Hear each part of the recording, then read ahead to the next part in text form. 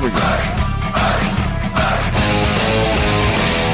From the mountains of central British Columbia to you listening around the world, this, my friends, is Spaced Out Radio. I am your host, Dave Scott, sitting in the captain's chair of SOR headquarters. We welcome you to tonight's show, including Kingdom of Nye Radio and Revolution Radio.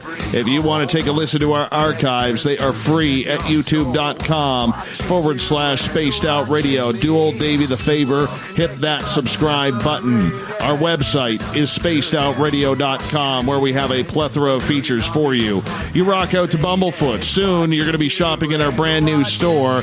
Read up on Captain Shirk's SOR Newswire and much more coming soon. Tonight's show is brought to you by the Mighty Moose Beard Oil Company.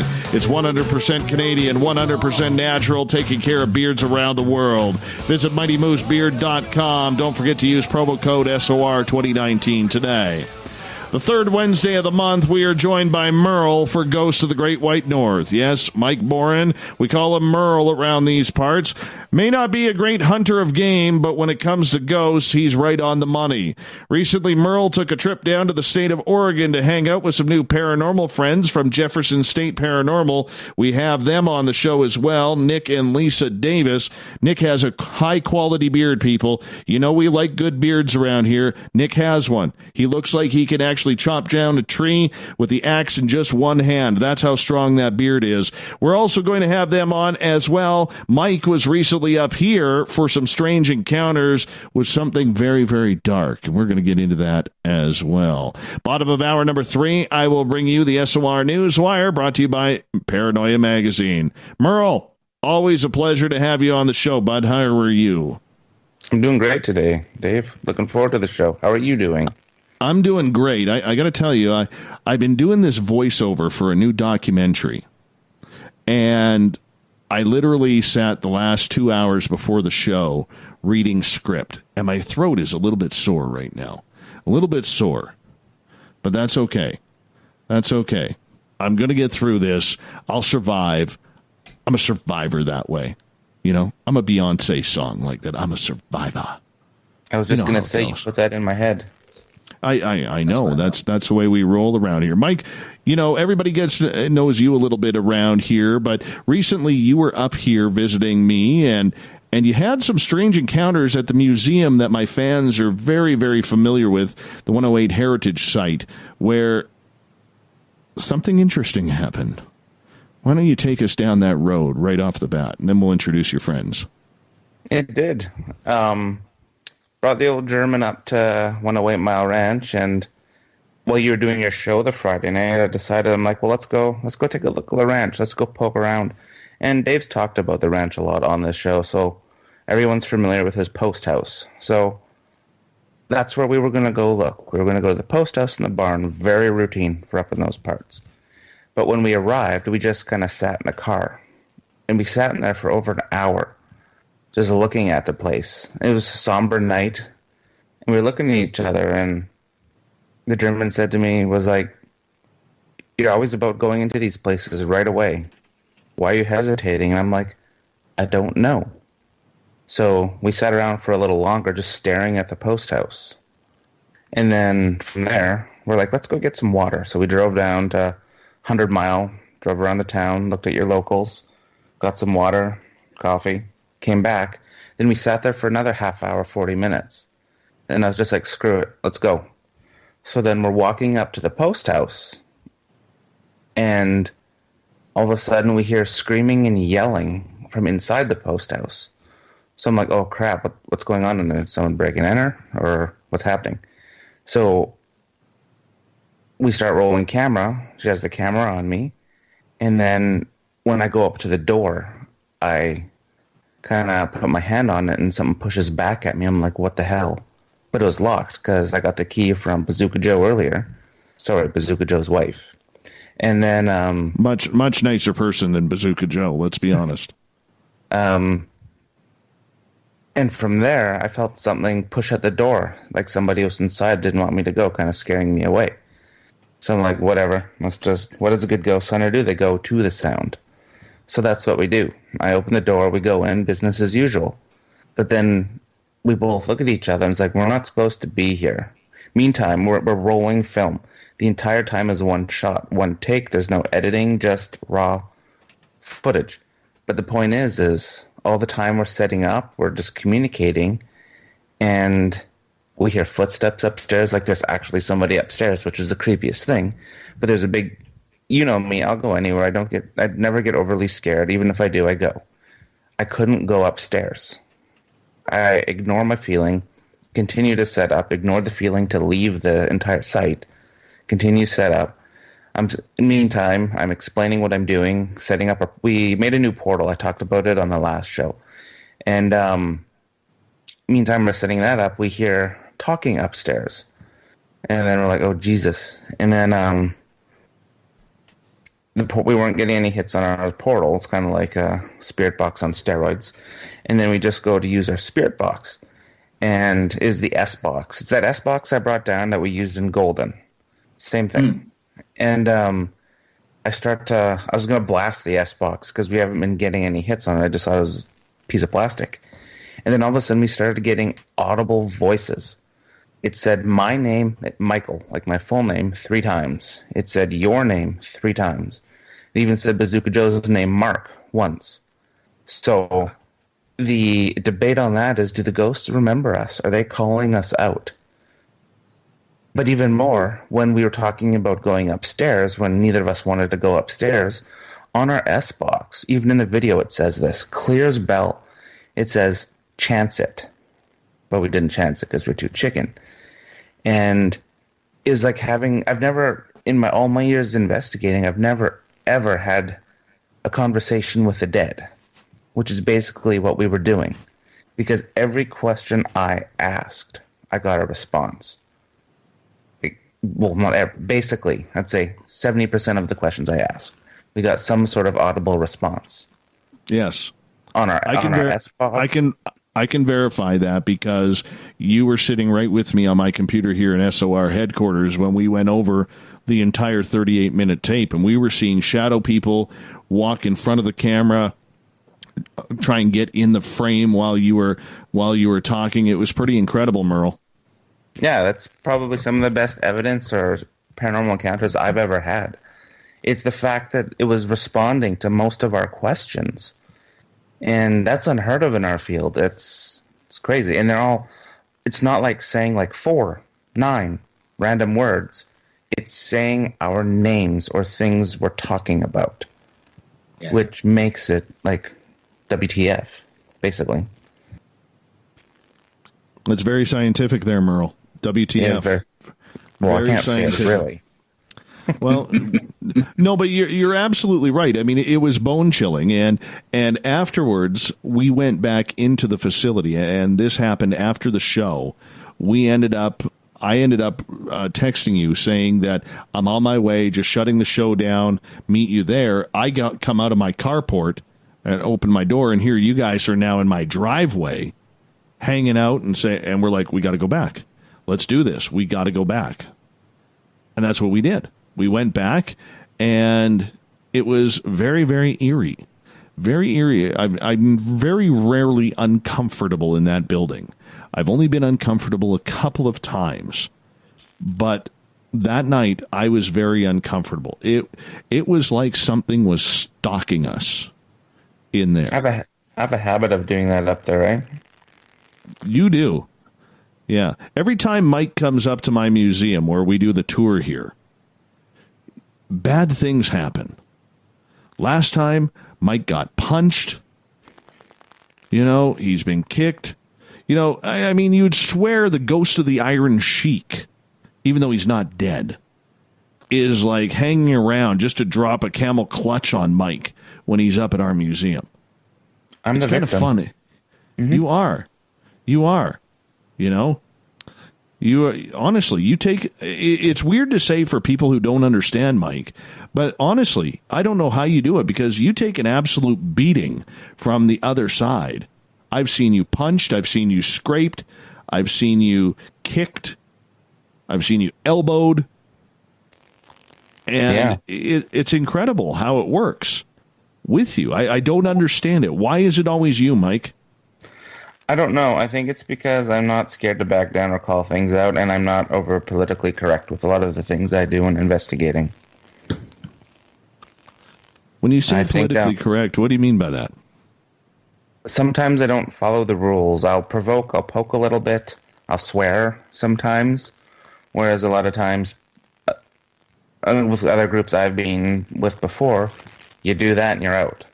But sometimes a good conversation I had with a fellow ghost hunter a couple of weeks ago was like about protection and stuff, but then we got onto the topic of actual ghosts.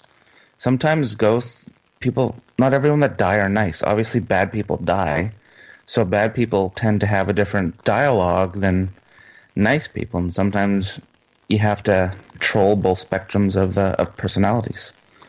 And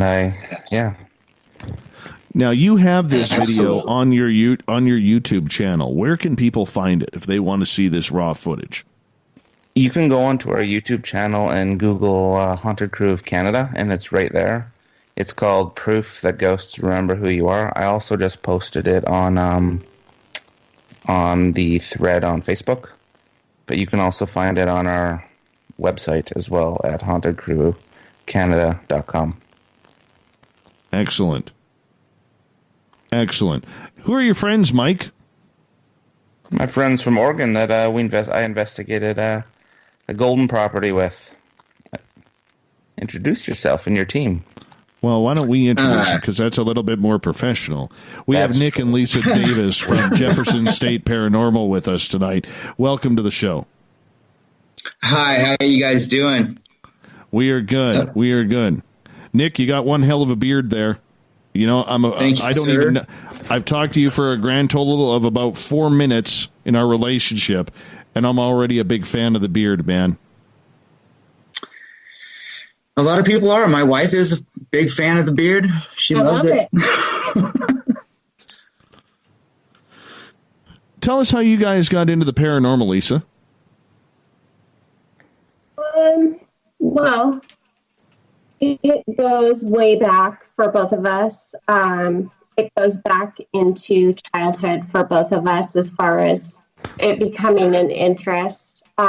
We actually met when when I was 17 years old, and we had lived in an apartment, and we had an experience in there. There was a older lady who had passed away previous to us living there, and there was some pretty intense things going on, lots of footsteps. We both were touched, disembodied voices. And I think at that point was when it kind of triggered for us that we looked at each other and we're like, you're getting this, right? You're hearing this? You felt this? Yep. And we both, from that point on, decided that, we wanted to pursue this and try to find answers to what's really going on. So when you have that experience at a young, impressionable age like that, how has that defined your adulthood now? That's a tough one. When I was younger, I played with a Ouija board. Biggest mistake I ever made. And it had opened a door for me, and I never closed that door properly. So experiencing these things and having them go on throughout life, I somewhat want to learn to control it and on my terms use it and find answers to what is happening. How about for you, Nick? In a way, it kind of desensitized me to the whole paranormal thing. Like, I've been touched so many times. And when Mike was with us down here investigating Golden, I felt like I had somebody punch me in the ear there. And, it's just kind of one of those things that through the years, I just roll with the punches now. And it's kind of a common thing. Expect it to happen when you're poking around. So when you guys decided to get into the paranormal and start Jefferson State Paranormal, What was the leading cause for that? Was it to just investigate for your own benefit, or was it actually trying to solve what some of the issues in the paranormal are as to what is actually going on? For us, it was to verify what was really going on for, say, like other people and stuff. We had poked around and done private investigations at people's homes and stuff to verify, whether or not what they were experiencing was paranormal or just, a fluke with construction stuff or, whatever it was. We ran into a situation with rats at one time. They really thought they were demons, but they were just rats. We really wanted to, how do you say, avoid the stigma that say television ghost shows put out there. I mean, they kind of glamorize the whole paranormal experience when really it's not supposed to be made fun of. It's a serious thing, and we look for answers to verify people's feelings when we do private locations and stuff. The whole reason for the business and stuff was to legitimize what we were trying to do and maybe get into other locations and help historical societies, nail down, if, claims are actually real or not, with video or audio footage. So when you guys are out, Lisa, in the field of investigation, how often are you doing this? Is this a full-time job for you outside of maybe your daytime work, or are you guys weekend warriors when you have time to get on out? Well, we do tours with guests at the Wolf Creek Inn and Golden combined. So we usually do 1 to 2 a month. And then we are also, it depends on if we get phone calls and someone comes into town and wants to do a tour, then we'll add another one that month. And then we also do residential locations. We have a business coming up that we're going to investigate here this next month. So it's kind of like when it just comes to us. We don't usually go and poke around too much occasionally, but we're pretty busy with just people contacting us to come in and to check things out for them. How has the public reacted down there in Oregon where you guys are to the paranormal investigation? It's a 50-50. We've been shut down quite a bit. We've received some pretty crazy emails, messages on Facebook, Instagram.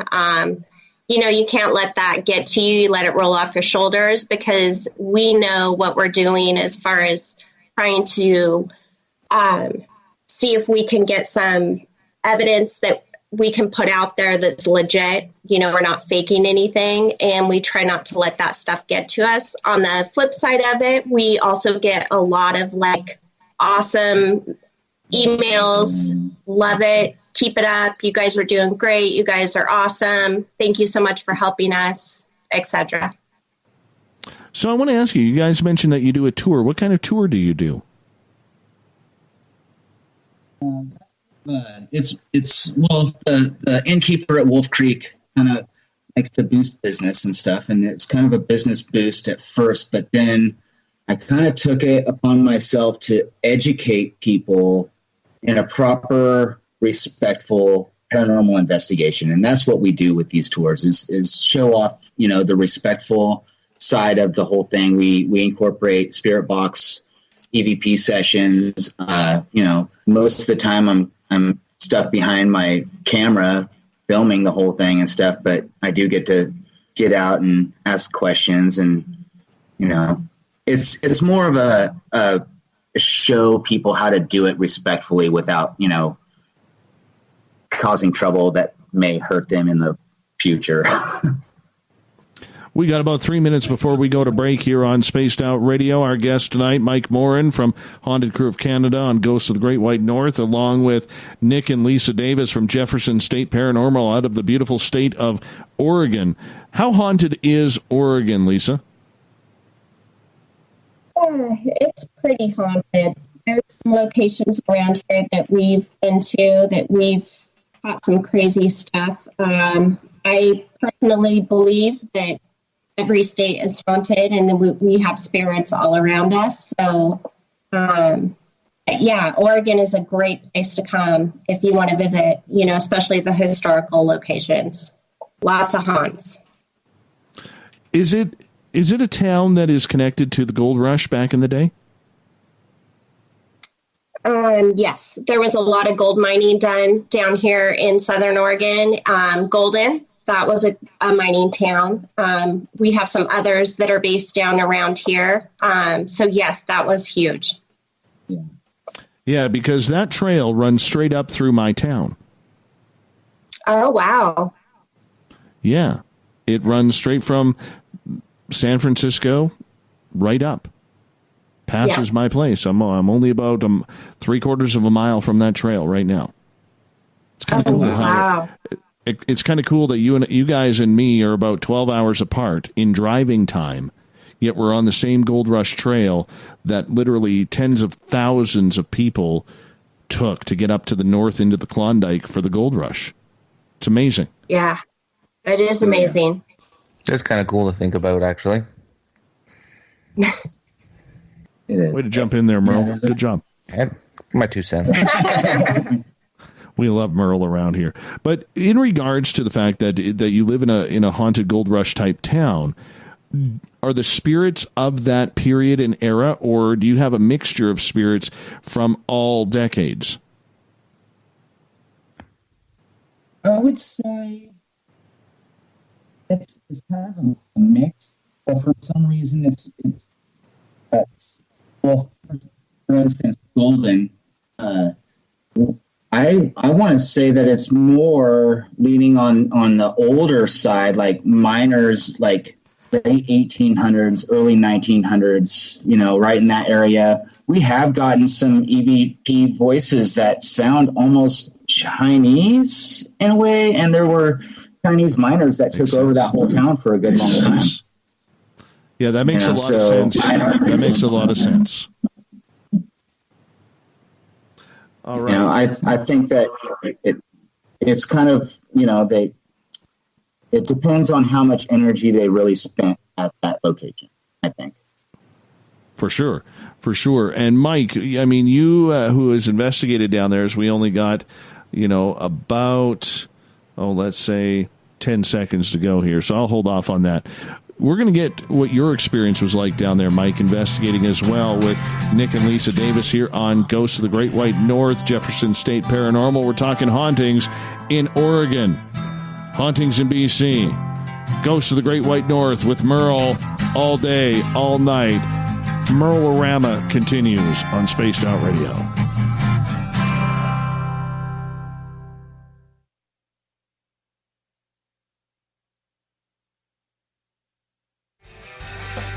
From the heartlands of Canada to beards around the world, we know how to take care of you. Fill your follicles with the Mighty Moose Beard Oil. All our oils and balms are handmade and 100% natural ingredients because we care about your beard. And hey, use the promo code SOR2019 and get your Mighty Moose Beard Oil today. You can check us out on our website, mightymoosebeard.com.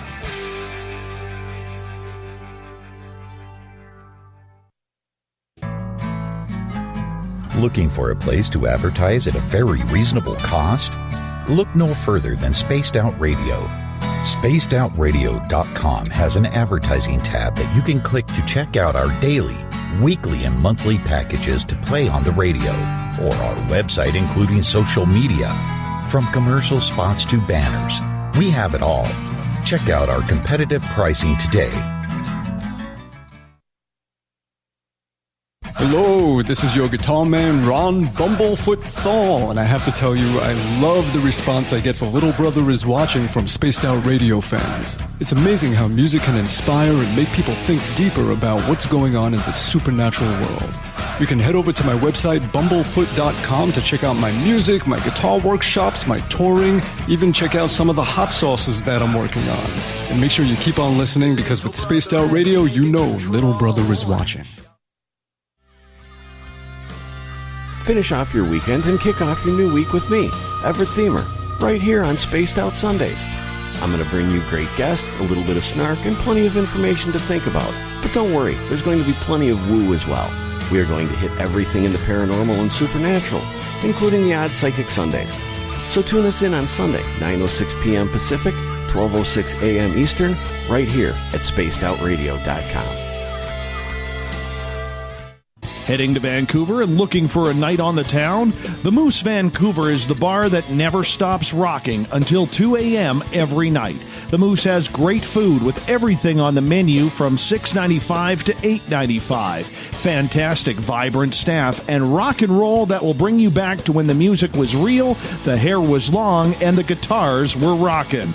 Get your party on at the Moose Vancouver, the official party bar of Spaced Out Radio. Every night on Spaced Out Radio, we have places for you to hang out. Hi, this is Carl. Join our SOR Space Travelers group on Facebook for live chat. On Twitter, using hashtag Spaced Out Radio, you can also join us in our Spreaker chat room.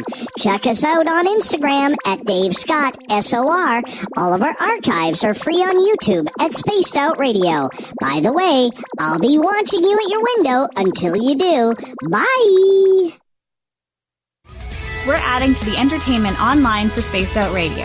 I'm Amber Beckrud, and I want to invite you to subscribe to our YouTube channel and check out Cryptid Tales, where I will take you on a journey into some of the strangest legends and lore from around the world, relaying the stories to you of the strange creatures and experiences that people have had throughout time. You can find Cryptid Tales at youtube.com/Spaced Out Radio. And while you're there, don't forget to check out our free archives and leave a comment. See you there. Coming soon to our website, spacedoutradio.com, is the SOR Space Travelers Club. For just $5 a month, you can get into a private area on our site where you can hang with other listeners in our chat room, post in our forum, and check out a bunch of exclusive content and store that won't be found anywhere else, including a nightly after-show party with Dave. It's going to be the best $5 a month you're going to spend. The SOR Space Travelers, only at spacedoutradio.com. Are you having encounters with the paranormal, supernatural, or ufological that you cannot explain? Look no further than the SOR Sightlines Report, brought to you by the Experiencers Support Association. This is Ryan Stacy, head of the Research Association, TESA. Soon on the Spaced Out Radio website, you will be able to file your reports and have them researched for you. We are independent and ready to help Spaced Out Radio listeners today.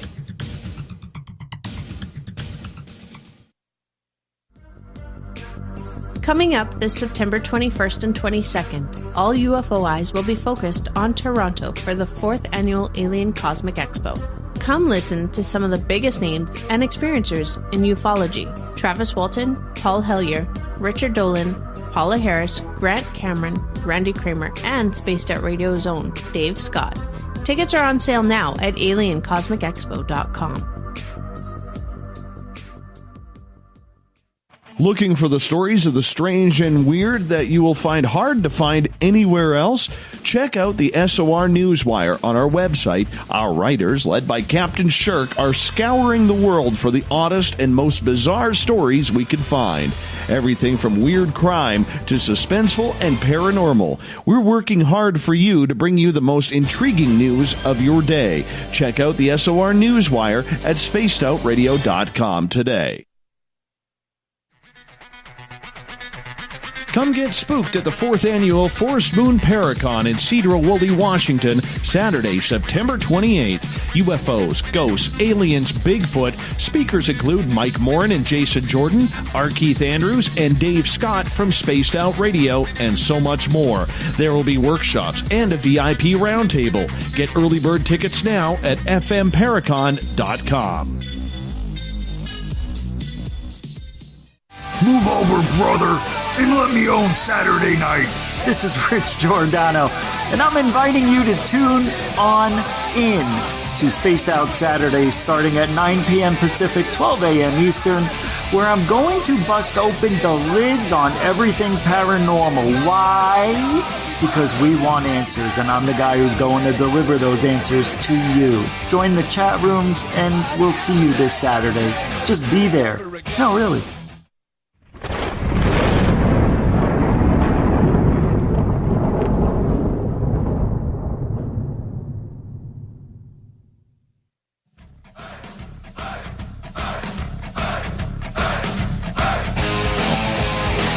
Welcome back to the second half hour of Spaced Out Radio tonight. I am your host, Dave Scott, sitting in the captain's chair of SOR headquarters. Thank you so much for tuning us in wherever you may be on this great planet we call Earth. Reminder to all of you that if you have missed portions of this show or others, you can always go to our free YouTube channel, youtube.com/Spaced Out Radio. Check out our archives. They're all right there for you. Just hit that subscribe button. It's the only thing I ask. And, of course, our website is spacedoutradio.com, where we have a plethora of features for you. You can rock out to Bumblefoot, fill out a Sightlines report if you've had something strange and weird you want to investigated, read up on Captain Shirk's SOR Newswire, which is updated daily, and so much more. Make that the third Wednesday of the month, we have Mike Morin. We call him Merle around these parts. He's here for Ghosts of the Great White North. He's brought a couple of American friends with him as well from the beautiful state of Oregon, Jefferson State Paranormal's Nick and Lisa Davies. Welcome to the show, everyone. Thank you. Now, Mike, you wanted to get into some of the areas that you got to investigate with Nick and Lisa when you were down there just a couple of weeks ago. Tell us about it. Set it up for us. Paint a picture, Merle. I did. So my paranormal bucket list for this past summer was to hit up the Wolf Creek Inn, Southern Oregon, and Golden, both of which have been featured on various TV shows, travel shows, for being extremely haunted. So when I was Googling Wolf Creek to rent my room there, I stumbled across their website, and they did tours there. So I picked their brain and asked if they wanted to meet up for an investigation. And the history there is rich. I would like you guys to go into detail of it because I'm not as good with that place. But it didn't disappoint, especially Golden. We'll start with Wolf Creek. Nick, what can you tell us about it? Wolf Creek is the oldest, it's the longest operating inn in Oregon. It was right, one of the main stops on the stagecoach line, coming south. Lots of people have stayed there. Clark Gable had his own room that he came to and stayed in all the time. Jack London stayed there and finished a book there. Lots of people have stayed there. Lisa actually knows way more history than I do. Yeah, I'm kind of the history person, the history end when we do our tours. So, it was built in 1883 by a man named Henry Smith. He was an entrepreneur, and he had built and owned most of the town there in Wolf Creek. And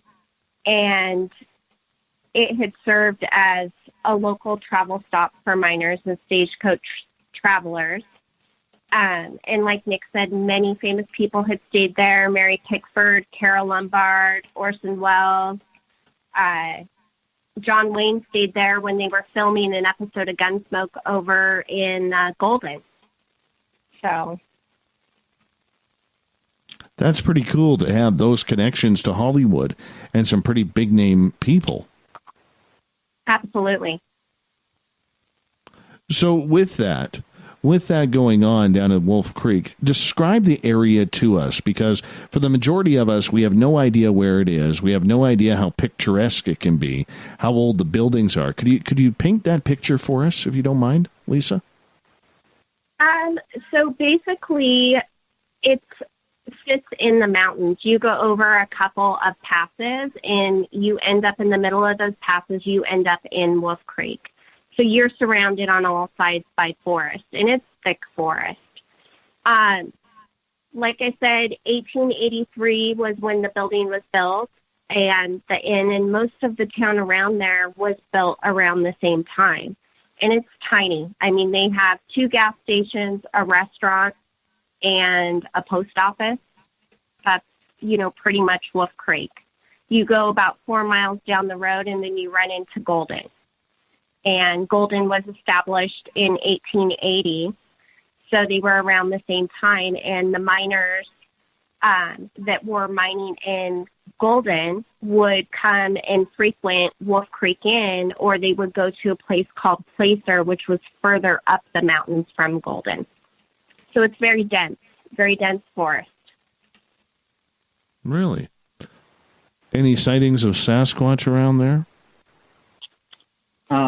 That one I can answer, and from that whole mountain range there all the way down to where we're at down here, just north of the Red Buttes Wilderness area, there have been multiple sightings of Bigfoot, and I've had a personal sighting myself where me and a friend of mine were messing around out in the woods on the backside of Williams, which is, 30 miles south from us, and we were out in wilderness. There's nothing around us for hundreds of miles, and we heard crash, crash, crash. I thought it was a deer. What we thought was deer was, up this embankment, up this hillside that was, crazy steep. When it passed by, all I saw was the upper hip and lower back area and a lot of fur. The compelling part for me was the backside of his hand that came back, and you could see all the wrinkles in the back in the palm of his hand as he's right up the side of the hill. It was super crazy. The other guy that I was with was probably 30 feet away from me, and all he saw was what he said was a hairy butt. I've seen that hairy butt. It's not fun. I don't ever look forward to ever seeing that hairy butt, but, if I catch it on my thermal, that might be all right. Merle, speaking of hairy butts, being in that area of Wolf Creek, for you being an outsider going down there, what was it like for you? To compare it for you, it's a lot like your town. Oh, no. It's a lot like your 108 Ranch, the town of Golden. But Wolf Creek, it's kind of in the middle of nowhere. You go, like I said, you go into this, it's one strip. 2 old gas stations, a couple locals sitting on the sitting on the porch and the restaurant. And it's a very small town for Canadian. It's what I envision as small town America. And Wolf Creek is like this giant white mansion. It's huge. All original. You go inside, it's like a time capsule. They've got mining supplies, they've got pianos, furniture, all from the 1800s. It sets you back, and as soon as you walk in, you feel the vibe that you're not alone, that you're gonna get a good investigation, and that there are spirits in there. We investigated it hard for 2 nights, and there were actually other people in there investigating. Woke us up at night with their little REM pods going off, because I don't even think that place sleeps from investigators. I didn't have very many experiences. We did catch a few EVPs, a couple voices talking to us. That's about it. I want to go back. I want more time there. And the one room that's the Clark Gable room is allegedly the most haunted room there. And that's where I'd like to stay and investigate. What makes the Clark Gable room so haunted there? You're going to have to ask. Yeah. We don't know. Really. Is it Clark Gable that is said to be in there? Is it somebody else? One of his former harem that he had? Well, Clark Gable spent a lot of time at that inn, and I truly believe that he is still there. We have spent spent some time with some mediums, and they agree with that. It's also been brought up that possibly there was a woman who committed suicide in the bathroom.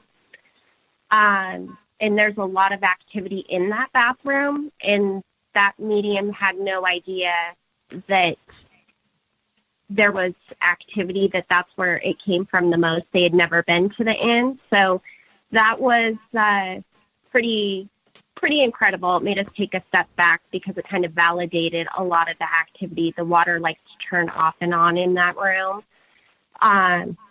There's a lot going on. There's so many people who have stayed there that I think that it's just, you have spirits from back in the 1800s all the way up to, recently, because there's so many people that love that place and love being there. When you walk in there, you want to stay there. There's something about it you don't want to leave.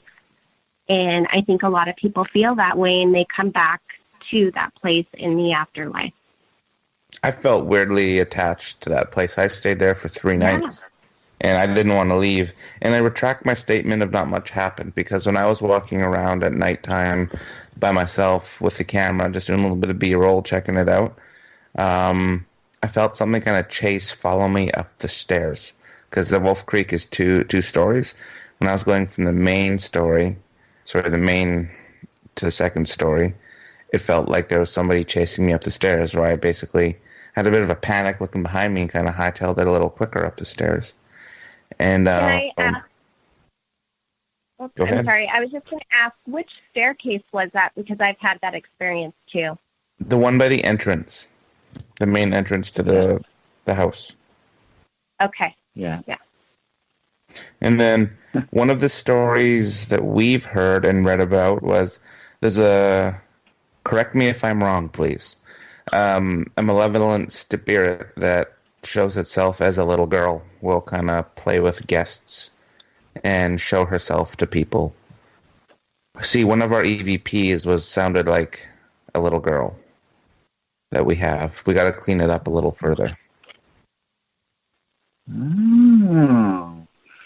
That's interesting, because I want to say every single time that we've investigated the Wolf Creek Inn, we've caught in some form of audio whistle from a little girl. And it's a playful whistle, like she's playing hide and seek with us. And we've caught it on audio from video cameras, EVPs.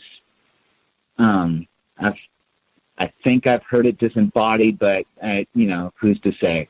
But definitely have caught it on the digital voice recorder and on the microphone on the camera. Yeah. Dave, this place is massive. I put a photo on the Facebook chat group. You could investigate that place solid for 3 days and probably get a lot of evidence if they really opened it up for you. I would like to do one of their tours that they do, because you guys go thorough. You tell stories, all of the different accounts, and you really go into the areas you're not allowed to normally, right? Yeah, we are the very first paranormal group to ever investigate the attic at that building. And the attic is weird. It's kind of treacherous. You carry a flashlight with you and stuff. But we've gotten some pretty compelling voices through the spirit box up there, and with the DVR camera that we put up there, the 3 times that we investigated, overnight and stuff with the DVRs, it's hard to capture anything up there because of all the insulation, and so there's a whole bunch of dust. And then the attic is kind of open,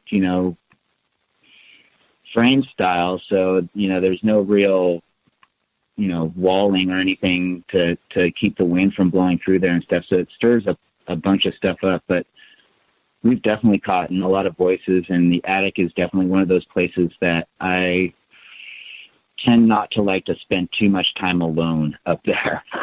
That's the one place in the whole building that kind of gives me the heebie-jeebies. Well, and when Henry Smith opened that inn, the cowboys that couldn't afford to pay the money to stay in the actual inn, he would charge them 10 cents to go sleep up in the attic. So there's still spur marks that are up there in the wood from them digging their spurs into the rafters so they wouldn't fall through the ceiling. Oh, wow. And one of the other stories I've read about the Wolf Creek Inn was something that happens to guests. If they go walk around the town or go into the bushes and hiking and that, there's some sort of vampire that attaches, like a spiritual vampire, malevolent spirit that attaches to them and follows them back to the inn. And I guess I'll use the word terrorizes them. Is that true? Like, have you ever experienced that or have heard of people that have experienced that? I know Ghost Adventures hit it heavy on their show. Right, they did. They poked on that one pretty good. We captured a photo with our full spectrum camera. I captured this photo one night, and it was probably the craziest night that we've ever had at Wolf Creek Inn. I was touched. Well, I shouldn't say touched up. I was slapped in the backside of the leg, and it buckled me to where I almost hit the floor. We were locked out of our room that night, but I captured this photo with a full spectrum camera in Jack London's room, and when you zoom in on the mist, you can see a face with fangs that looks like a vampire. It almost looks, it's pretty creepy. We'll send you that photo. Yeah, I don't know. Me with my Native American background, I believe that it may be a Native American spirit who presents himself as maybe an elemental that, if you're disrespectful, he's going to let you know. It's a bit of a trickster is what I think it is. It, likes to play tricks. Is it terrifying? No. We haven't necessarily been terrified. Yes, we've had some crazy nights there, and it's been pretty intense. But nothing terrible has happened to us. We're still here. Take us through one of your crazy nights. What is a crazy night of investigating at the Wolf Creek Inn? Ooh, confusion, loss of time. Confusion and the loss of time is a big one where, you'll have your mind set on what you have planned on doing and have everything laid out for yourself. And I don't know how many times I've, set things up in a room and have battery packs set out, ready to go, so you just go in, grab what you need and get back to what you're doing. I've had batteries drain and then go into the room to go change a battery, put the camera down, forget about the camera, stand dazed for 5 minutes in the middle of the room, and then start moving around it's kind of like a paranormal activity moment where you're watching this on the DVR camera and you're like, what are you doing? Why aren't you putting a new battery in your camera? What are you doing? So I don't know how many times I've had that moment where I'm reviewing footage and go, what are we doing? What's going on here? There's a lot of disembodied voices that you catch. There's footsteps. You'll hear them running up and down the hall. Mm-hmm. Doors like to open and close. We got locked out of our room, retrieved the key 2 hours later, unlocked the door. I went back out of the room, and on the camera, a minute after I left the room, the door pops back open. That kind of crazy stuff. That is pretty crazy. Yeah, that was a rough night. Now, do your guests experience paranormal activity or whatever on your tours? Yes. So this last one that we just did this Saturday, so we had the pleasure of combining our tour with the psychic medium, and I figured, it'd just be better just to combine everybody together and just make it one giant group.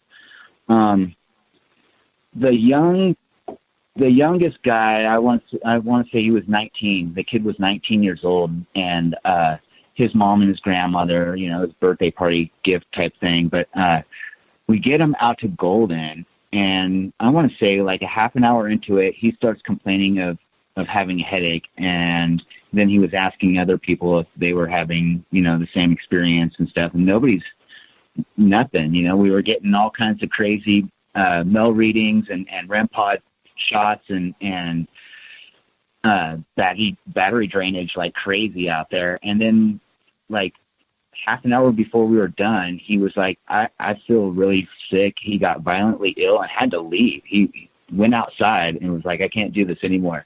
And then the next morning, another guest that we had on the tour the next morning sent us a photo of a scratch that they had received that they had felt when we were out at Golden, that their back was hurting. Yeah, and that was a pretty crazy picture. The guy definitely got scratched, and that was just kind of crazy. Is that common to have that during your tours, or is it kind of random on how the tours go? Activity like that is really, like, I want to say that's the first time that we've experienced, guests being affected that way. We always have something happen, though. I mean, each time we've walked away from that building, regardless with guests or us just doing an investigation ourselves, we always have evidence. There's always at least something. On that note, we are going to get ready here to take a break here at the bottom of the hour, or at the top of the hour, pardon me, as Ghost of the Great White North continues on here with Mike Morin from Haunted Crew of Canada and his special guests from Jefferson State Paranormal, Nick and Lisa Davies. We're talking Wolf Creek Inn. I was looking at some pictures while you guys were talking. This building is incredible, incredibly beautiful. How old is this building? It was built in 1883. So, what's that, 136 years old? Yeah. And how do they keep it in tip-top shape like that?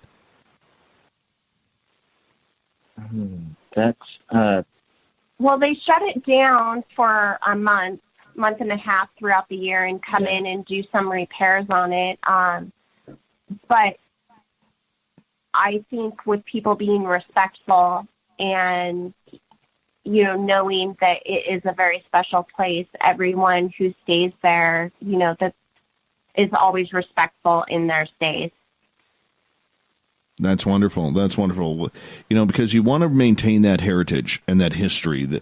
There's not a lot of places like that. We hear of places every day getting torn down that have so much beauty and so much history and architecture that it's kind of sad. But when you got a place like that is still taken care of, and you can combine the idea of ghosts and paranormal investigation as well, I guess the beautiful part about it is, and we'll find out after this when we come back from our break, is how haunted is it? How many ghosts are actually there? Because if it's a hotel, there could be thousands. We'll find out on Ghosts of the Great White North in Hour 2 coming up.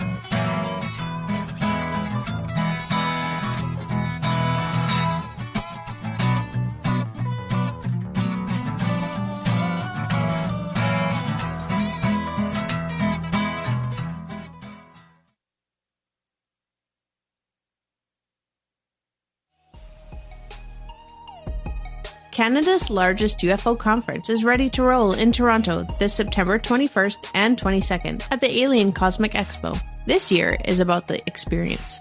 Listen to the stories of Dave Scott, Travis Walton, Paula Harris, Grant Cameron, Ryan Stacy, Richard Dolan, Leslie Mitchell-Clark, and more. Get your tickets now at aliencosmicexpo.com.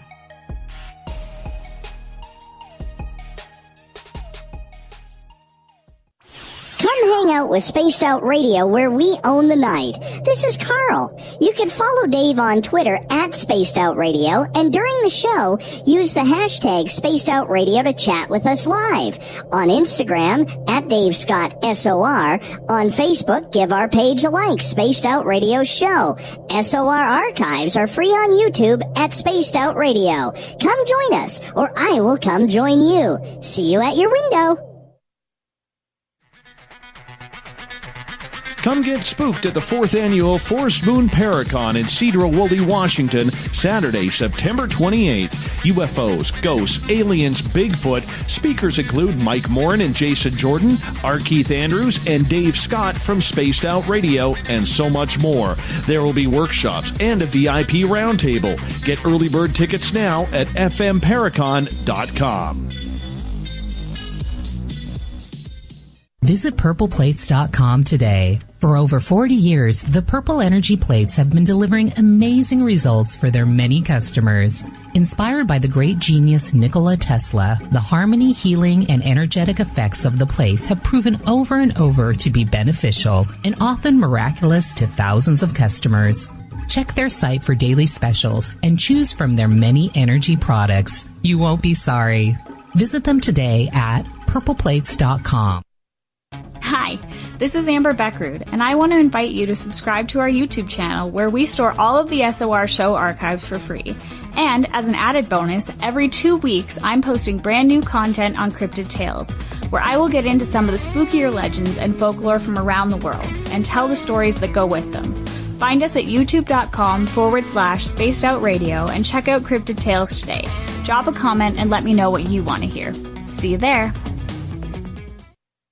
The Call of the Wild is in Vancouver. The Moose Vancouver is one of the hottest bars and restaurants in the city. Open until 2 a.m. nightly, the Moose will rock you like a hurricane all night long. Great food with everything on the menu at $6.95 near the corner of Nelson and Granville. Get your horns up and come rock with us. The Moose Vancouver, the official rocking bar of Spaced Out Radio.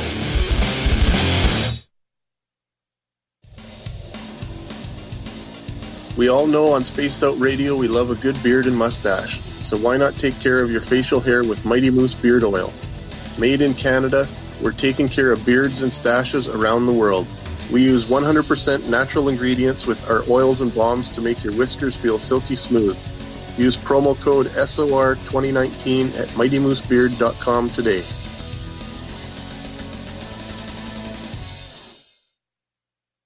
Move over, brother, and let me own Saturday night.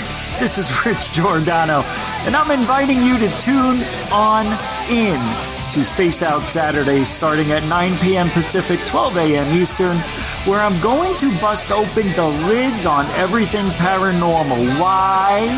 Because we want answers, and I'm the guy who's going to deliver those answers to you. Join the chat rooms, and we'll see you this Saturday. Just be there. No, really.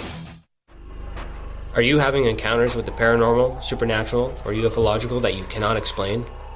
Look no further than the SOR Sightlines Report, brought to you by the Experiencers Support Association. This is Ryan Stacy, head of the Research Association, TESA. Soon on the Spaced Out Radio website, you'll be able to file your reports and have them researched for you. We are independent and ready to help Spaced Out Radio listeners today.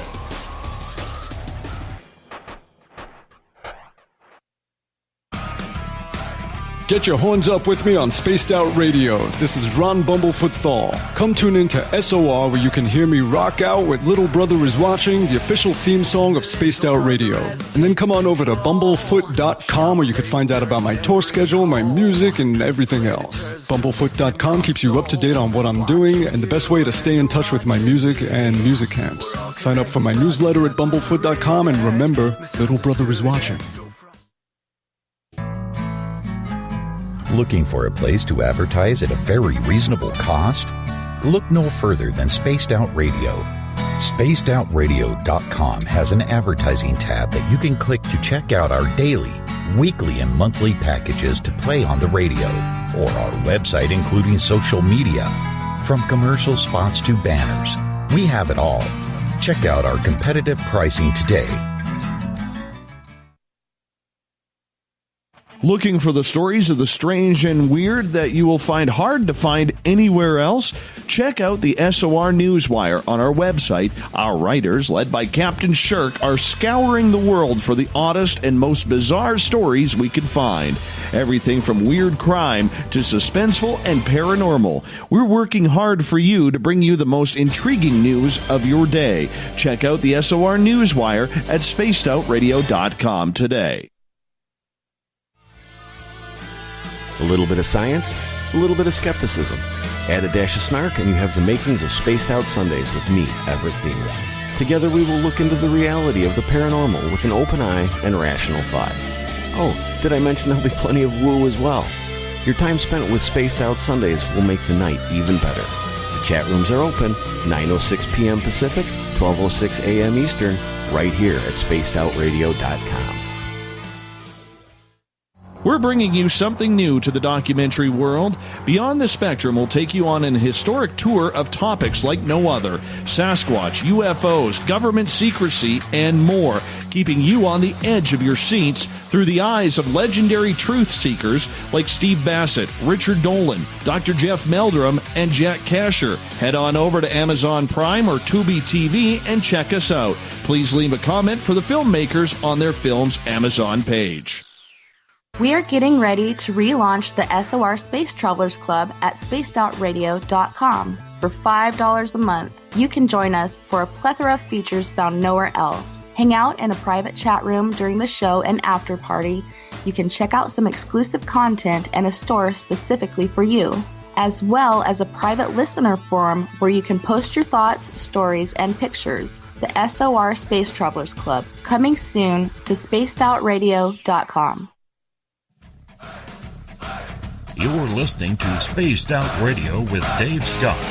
Follow Dave on Twitter at Spaced Out Radio and on Facebook, Spaced Out Radio Show. Welcome back to hour number 2 of Spaced Out Radio. Tonight, I am your host, Dave Scott. Thank you so much for joining us this evening. We welcome back everyone listening in on KZFX 93.7 FM in Ridgecrest, California. KDUN AM 1030 in Reedsport, Oregon. We're on KDNF AM 1560 in Dangerfield, Texas. Down in Noonan, Georgia, WQEE 99.1 FM and UPRN 107.7 FM in New Orleans. On the digital side, hi to everyone listening in on Kingdom of Nye Radio and Revolution Radio. Good to have you with us. Don't forget, all of our archives are free at youtube.com/Spaced Out Radio. Just do old Davey the favor, hit that subscribe button. The Desert Clam has set the password for tonight in the SOR Space Travelers Club. Rhino Telexomania.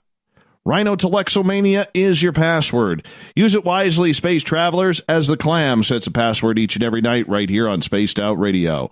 Our website is spacedoutradio.com, where we have a plethora of features for you. You can rock out to Bumblefoot, fill out a Sightlines report if you've had something weird and strange happen and you want it investigated as well. Read up on Captain Shirk's SOR Newswire, which is updated daily. The third Wednesday of the month, we have Ghosts of the Great White North from Haunted Crew of Canada. We have Mike Morin joining us. Yes, he is known as Merle around these parts. Also, our special guest from Jefferson State Paranormal down in the beautiful state of Oregon. We have Nick and Lisa Davies. Appreciate it. Or Davis, pardon me. I apologize about that. Thank you so much for joining us. Really appreciate you taking the time. Oh, thanks for having us, Dave. Thank you. Super pleasure. Right before the break, we were talking about the Wolf Creek Inn and how there was a lot of famous people who used to vacation up there, stay a number of days or weeks or even months there because of the beauty, the scenery, and its picturesque landscape. Thousands of people stayed there over the last 130 plus years. You have to probably see different ghosts every time you're in there, Lisa.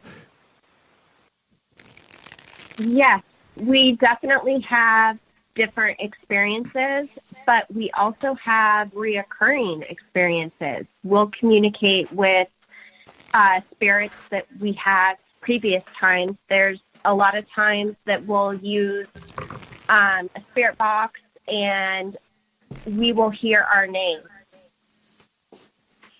Yeah. They will come across, yeah. That's definitely one of those that usually comes through just about every place that we go to, or revisit, I should say, because if we've been there once or twice, then they remember us and stuff. But sometimes, like, it's kind of weird, and this is kind of one of the side things for the whole paranormal investigations, is to figure out why we talk with one spirit one time, but then they're not there the next time. Where do they go? What happens? And it's kind of weird. I have a couple ideas. I have a buddy who has had a couple near-death experiences that has given me a little bit of insight on that, from what he remembers and stuff from his experiences and stuff. But yeah, it's just kind of one of those things where it's weird how, like, we can talk to, like, this last time we talked to Henry Smith in the ballroom of the Wolf Creek Inn, and that's probably that's the third time that we've talked to him out of 20, 25 different investigations there. For people who may not know who Henry Smith is, could you tell us who it is? Henry Smith is the man who built Wolf Creek Inn and was an entrepreneur, and he also owned most of Wolf Creek itself. So what's he doing hanging out there? Just kind of keeping an eye on his cherished and prized possession? Yes, and that's exactly it, because when we brought it up this last time, we were we were asking for him, and to get a response, we told him that we didn't mean any disrespect. We wanted to honor the building and carry on his legacy, and in that process we got a thanks, and that was the only response that we got out of the 6 hours that we were there yesterday. So out of the EVPs that you capture at this place, are you getting a lot of adults? Are you getting children running around? Are you getting animals, maybe cats, dogs, horses? What are you capturing there? A lot of the Wolf Creek is adult male and female, and then sometimes, a few times, we've gotten, what sounds like a little girl. But like Lisa said earlier, if it's not compelling, if I have to stretch the audio or mess with it at all, or any of the video at all, then it's not anything that I want to present out there into the public, just because there's so much speculation on the whole field itself. Interesting. Now, for the size of this building, for people who've only seen it from pictures, how big is it? And are you getting most of the activity more in the rooms, or in the hallways, or maybe in the foyer? Where's the action? The action is happening pretty much everywhere. That's probably the most amazing thing about this building is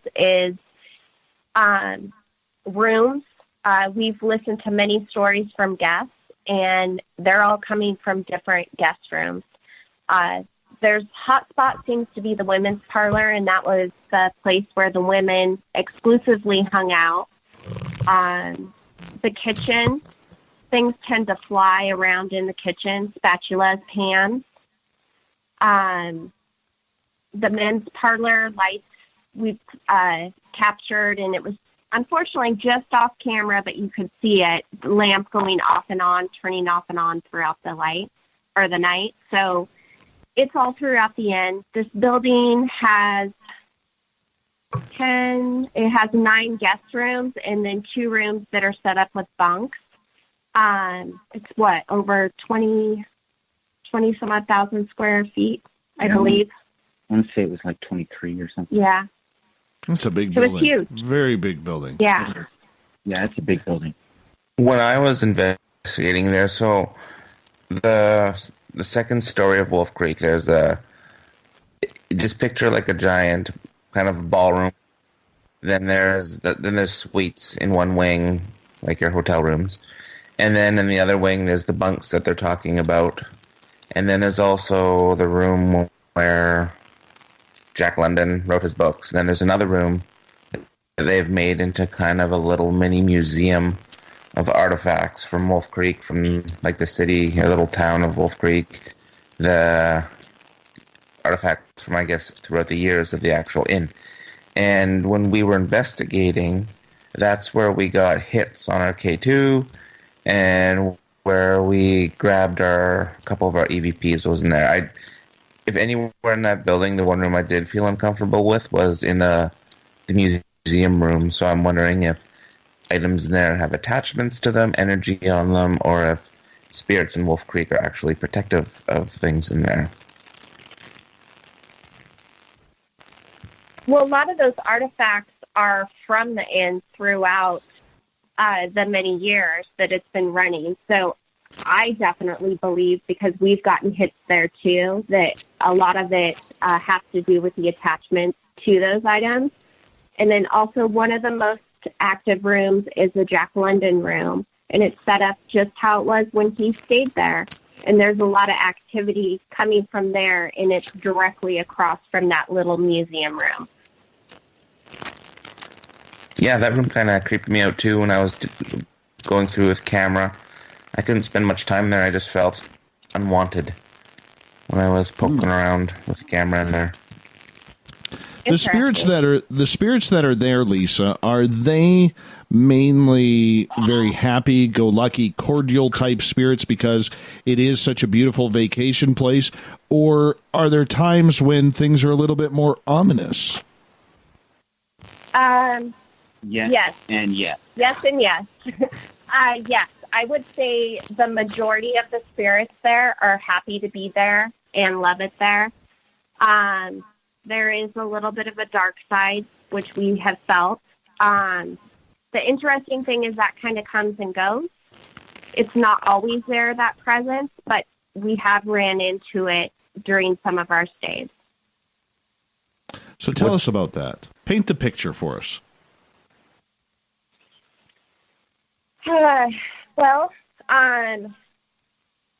Those incidents seem to happen when we start to get a little confused, a little time lost. There's been moments, and I'm going to be completely honest, where we've been a little agitated with each other. Mm-hmm. And you can feel the heaviness surrounding you. And when we get to that point sometimes where we're getting a little agitated, we have to take a step away and actually leave the building, because we know that it has nothing to do with each other, and it has to do with the building, the presence that is surrounding us at the time. And a lot of times when we will leave the building and come back in, that will dissipate and it will clear, and it will have a much lighter feel. Yeah, we've also encountered, like, we've done a couple of different videos inside the ballroom during the day, and, you know, have the feeling of just a bunch of people rush up on you and just, like, wanting to know what you're doing, all up in your business, you know, but, like, in a manner of, like, wow, this is so intriguing. We really want to know what's going on. What is this that you have in your hand, you know? And it's sometimes playful, and then sometimes it's, not so playful. Tell us about the playfulness. What makes you keep going back there? There's something about that building, and I can't myself explain to you what it is, but I come home and I'll dream about it, and I want to go back. It feels like home when I'm there. Yeah. I would agree with that. It feels like home. Yeah. Like everything about it. It's not your home. Your family doesn't live there, but it feels like your family is there, and it's home. Yeah. It's kind of weird that you say that. I'm reflecting on that. The playfulness, you know, the footsteps that you hear coming up the stairs behind you, and you turn around and you look and no one's there. And then you turn around and you say, who's following me? Who are you? And then you'll continue on and you'll hear it again, and you'll turn back around and nothing's there. There definitely feels like there's the presence of a little girl, like Nick said, when he had gotten kind of smacked on the back of the leg and had thought that was the little girl that had came up and kind of smacked him like, Ted, you're it. Come find me now. It's just the feeling that you get.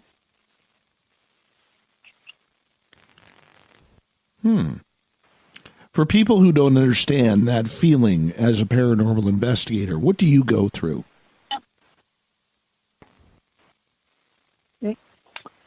Oh man, shoot, there's a wide variety or wide range of feelings that are involved, like pressure, almost like you're underwater, but you're not underwater, and it's just pressure, like a whole bunch of weight is just like squeezing in on you. And then like sometimes it's like almost like overwhelming anxiety, like you just gotta get it, or and then sometimes it's kind of, I don't know, I've had a couple of times where I felt depressed and sad, emotional, sometimes happy, and overwhelming feeling of joy, just an ease, a feel of ease when you sit down into a room. Heaviness sometimes. Yeah. And then, the confusion stuff that happens where you just forget what you're doing.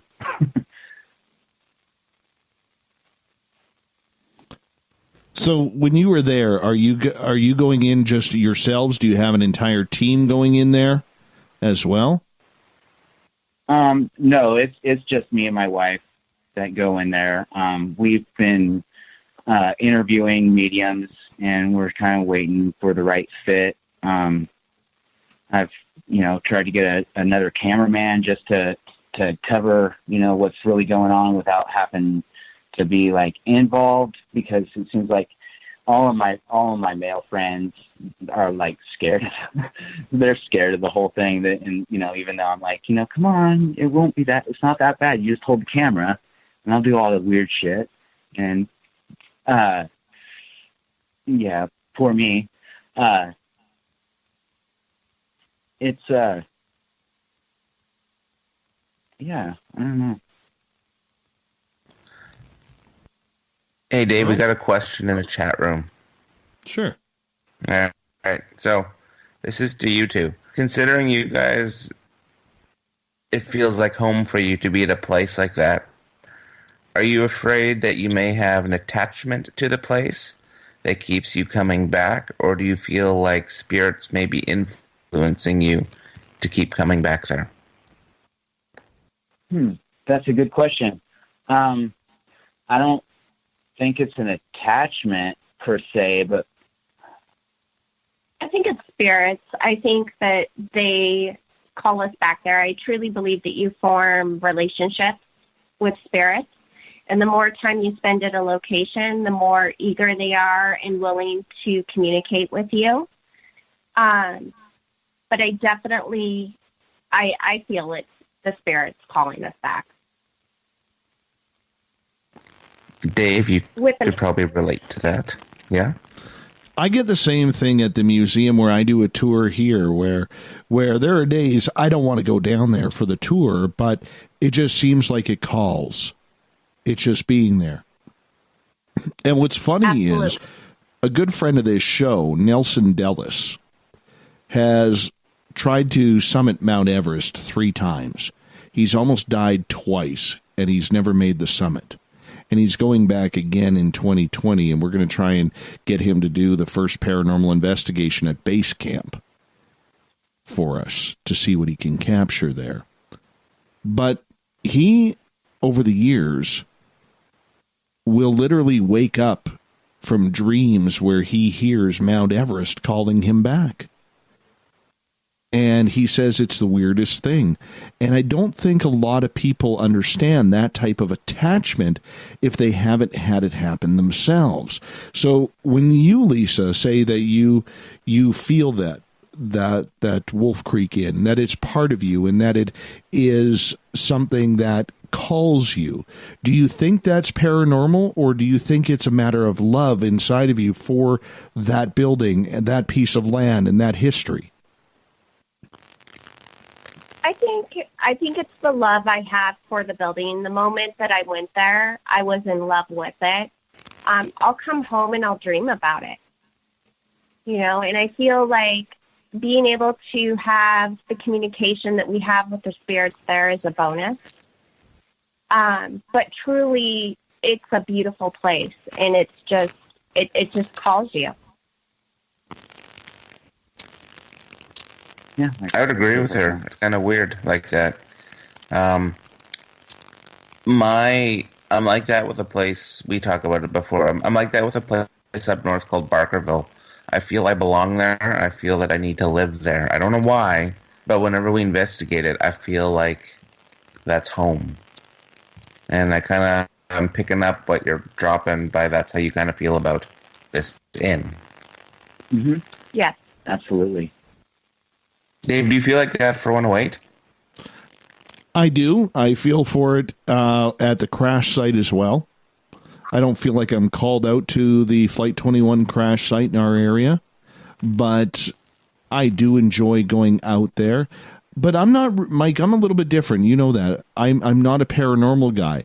I feel that I am drawn into the forest. It's like I'm being prepared for something, even though every time I go out there, I don't see anything, barely a wild animal. But I know that I'm being called out there for something that may or may not happen. And maybe it does happen, and I just don't see it or know. And for people who are asking, well, what is it that you're looking for? Well, of course, I'm looking for Sasquatch. Of course I am. That's what I like doing. I enjoy driving down the miles and miles of rugged road, and I may find nothing. 99.9% of the time, I will find nothing. I won't see anything more than a bird or maybe a chipmunk running across the road. But it's so enjoyable to be out there that it calls your name, the nature, the fresh air, the potential of having something happen. And that's where I get the rush from. Right.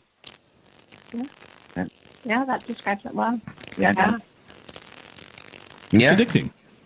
It's addicting as we go into our final minute here before we got to go to break at the bottom of the hour. Mike Morin from Haunted Crew of Canada is here for Ghosts of the Great White North. And our special guest, Nick and Lisa Davis from Jefferson State Paranormal.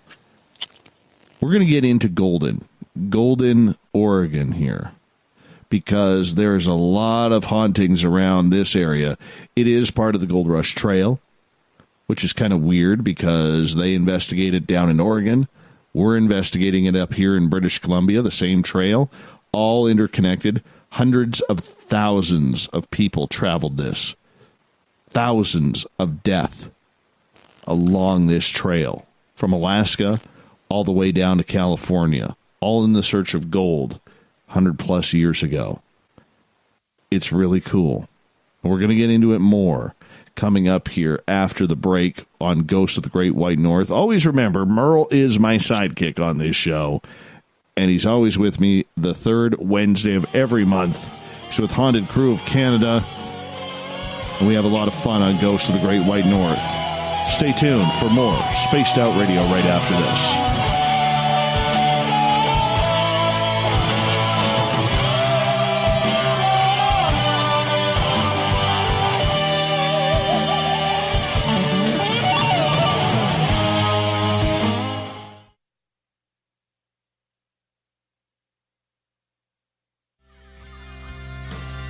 Finish off your weekend and kick off your new week with me, Everett Thiemer, right here on Spaced Out Sundays. I'm going to bring you great guests, a little bit of snark, and plenty of information to think about. But don't worry, there's going to be plenty of woo as well. We are going to hit everything in the paranormal and supernatural, including the odd psychic Sundays. So tune us in on Sunday, 9:06 p.m. Pacific, 12:06 a.m. Eastern, right here at spacedoutradio.com. Coming soon to our website, spacedoutradio.com, is the SOR Space Travelers Club. For just $5 a month, you can get into a private area on our site where you can hang with other listeners in our chat room, post in our forum, and check out a bunch of exclusive content and store that won't be found anywhere else, including a nightly after-show party with Dave. It's going to be the best $5 a month you're going to spend. The SOR Space Travelers, only at spacedoutradio.com. Looking for a place to advertise at a very reasonable cost? Look no further than Spaced Out Radio. SpacedOutRadio.com has an advertising tab that you can click to check out our daily, weekly, and monthly packages to play on the radio, or our website including social media. From commercial spots to banners, we have it all. Check out our competitive pricing today.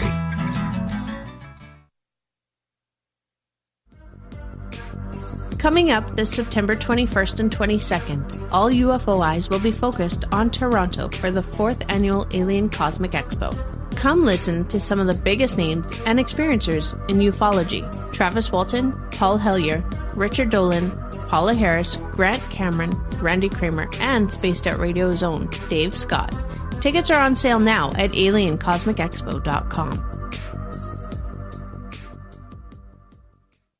Every night on Spaced Out Radio, we have places for you to hang out. Hi, this is Carl. Join our SOR Space Travelers group on Facebook for live chat. On Twitter, using hashtag Spaced Out Radio, you can also join us in our Spreaker chat room. Check us out on Instagram at Dave Scott SOR. All of our archives are free on YouTube at Spaced Out Radio. By the way, I'll be watching you at your window until you do. Bye! Come get spooked at the 4th Annual Forest Moon Paracon in Cedar-Woolley, Washington, Saturday, September 28th. UFOs, ghosts, aliens, Bigfoot. Speakers include Mike Morin and Jason Jordan, R. Keith Andrews, and Dave Scott from Spaced Out Radio, and so much more. There will be workshops and a VIP roundtable. Get early bird tickets now at fmparacon.com. We're adding to the entertainment online for Spaced Out Radio. I'm Amber Beckrud, and I want to invite you to subscribe to our YouTube channel and check out Cryptid Tales, where I will take you on a journey into some of the strangest legends and lore from around the world, relaying the stories to you of the strange creatures and experiences that people have had throughout time. You can find Cryptid Tales at youtube.com/Spaced Out Radio, and while you're there, don't forget to check out our free archives and leave a comment. See you there. Heading to Vancouver and looking for a night on the town? The Moose Vancouver is the bar that never stops rocking until 2 a.m. every night. The Moose has great food with everything on the menu from $6.95 to $8.95. Fantastic, vibrant staff and rock and roll that will bring you back to when the music was real, the hair was long, and the guitars were rocking. Get your party on at the Moose Vancouver, the official party bar of Spaced Out Radio. Move over, brother, and let me own Saturday night. This is Rich Giordano, and I'm inviting you to tune on in to Spaced Out Saturdays starting at 9 p.m. Pacific, 12 a.m. Eastern, where I'm going to bust open the lids on everything paranormal. Why? Because we want answers, and I'm the guy who's going to deliver those answers to you. Join the chat rooms, and we'll see you this Saturday. Just be there. No, really. Hello, this is your guitar man, Ron Bumblefoot Thal, and I have to tell you, I love the response I get for Little Brother Is Watching from Spaced Out Radio fans. It's amazing how music can inspire and make people think deeper about what's going on in the supernatural world. You can head over to my website, bumblefoot.com, to check out my music, my guitar workshops, my touring, even check out some of the hot sauces that I'm working on. And make sure you keep on listening, because with Spaced Out Radio, you know Little Brother is watching. Looking for the stories of the strange and weird that you will find hard to find anywhere else? Check out the SOR Newswire on our website. Our writers, led by Captain Shirk, are scouring the world for the oddest and most bizarre stories we can find. Everything from weird crime to suspenseful and paranormal. We're working hard for you to bring you the most intriguing news of your day. Check out the SOR Newswire at spacedoutradio.com today. From the heartlands of Canada to beards around the world, we know how to take care of you. Fill your follicles with the Mighty Moose Beard Oil.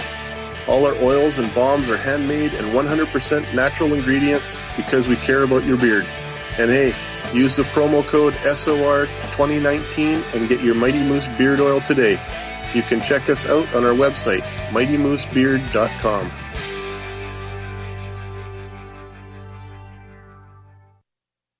We're bringing you something new to the documentary world. Beyond the Spectrum will take you on an historic tour of topics like no other. Sasquatch, UFOs, government secrecy, and more. Keeping you on the edge of your seats through the eyes of legendary truth seekers like Steve Bassett, Richard Dolan, Dr. Jeff Meldrum, and Jack Kasher. Head on over to Amazon Prime or Tubi TV and check us out. Please leave a comment for the filmmakers on their film's Amazon page.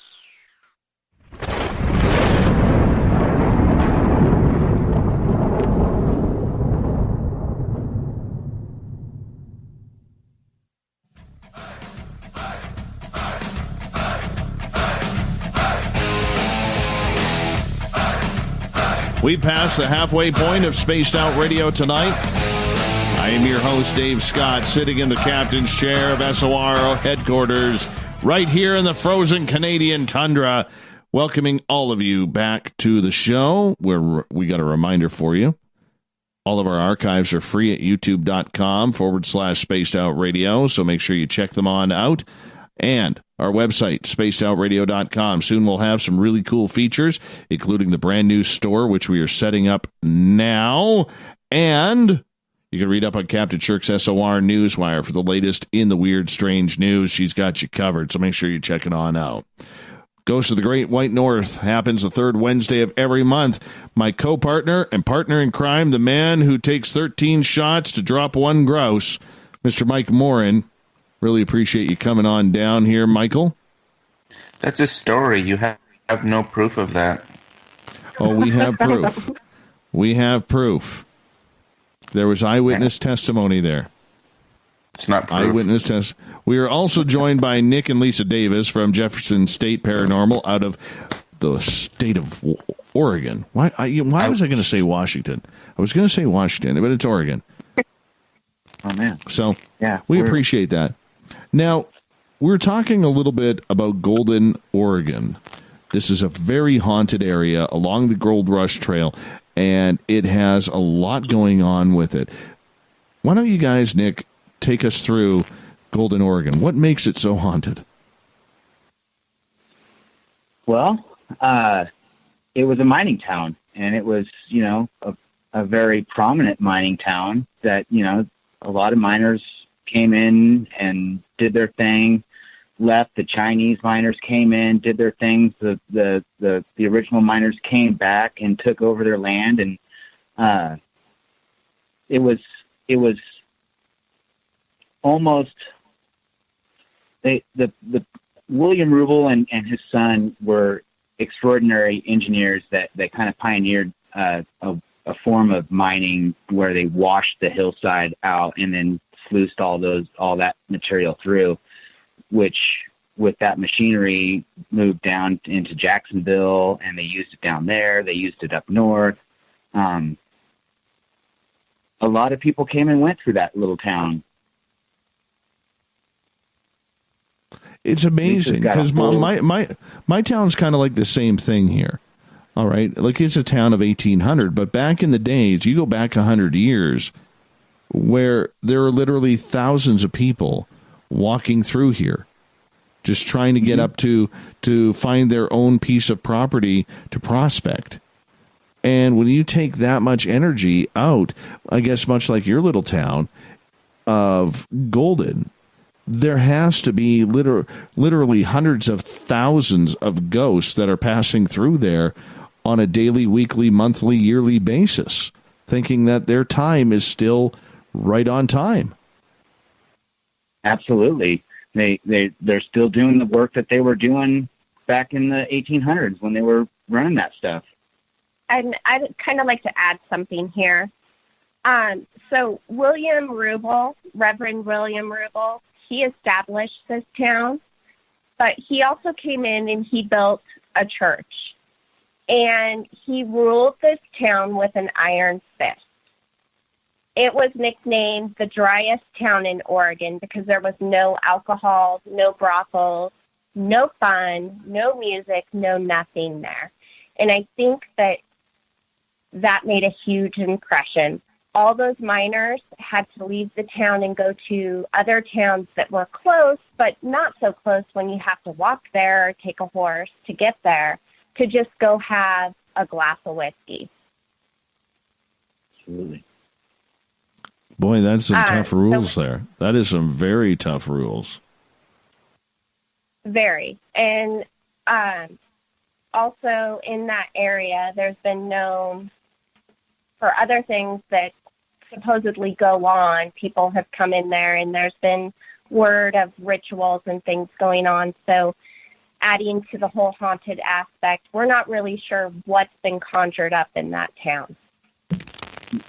Yeah, there is, people, locals will, they don't really want to talk about it, but some have. And yeah, there's places out there that, that are set up like communes almost. There's really no law out there.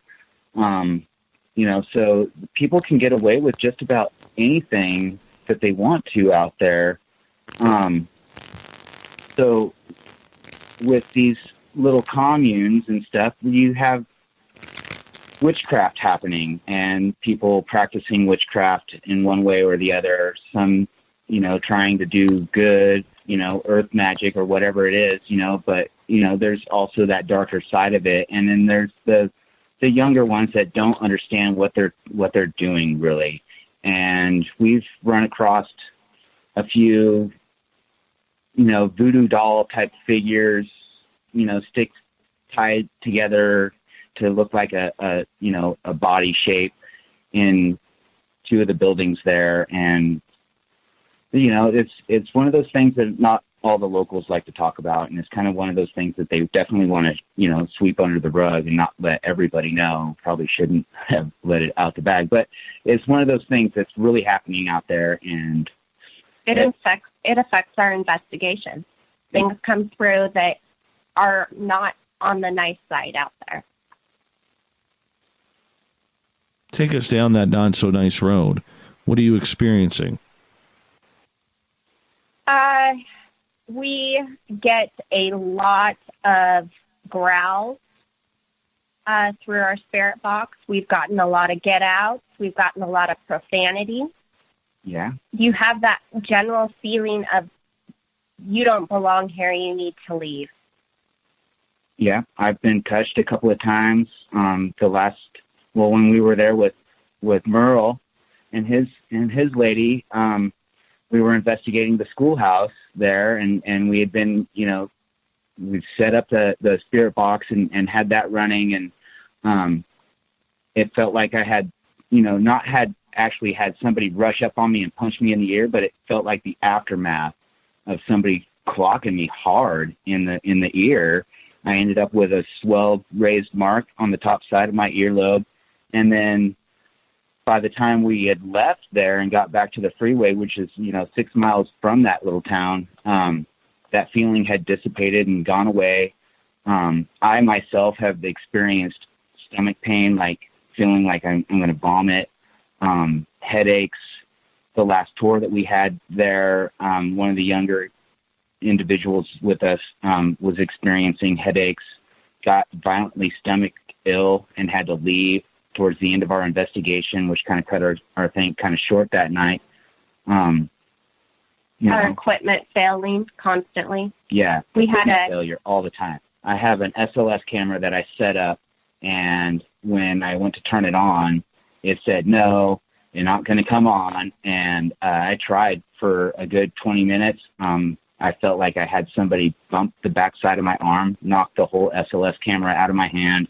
It hit the dirt and kind of cracked the screen on the tablet. But it's things like that that's like heavy and not so nice that happen there, you know, quite frequently for us at the town of Golden.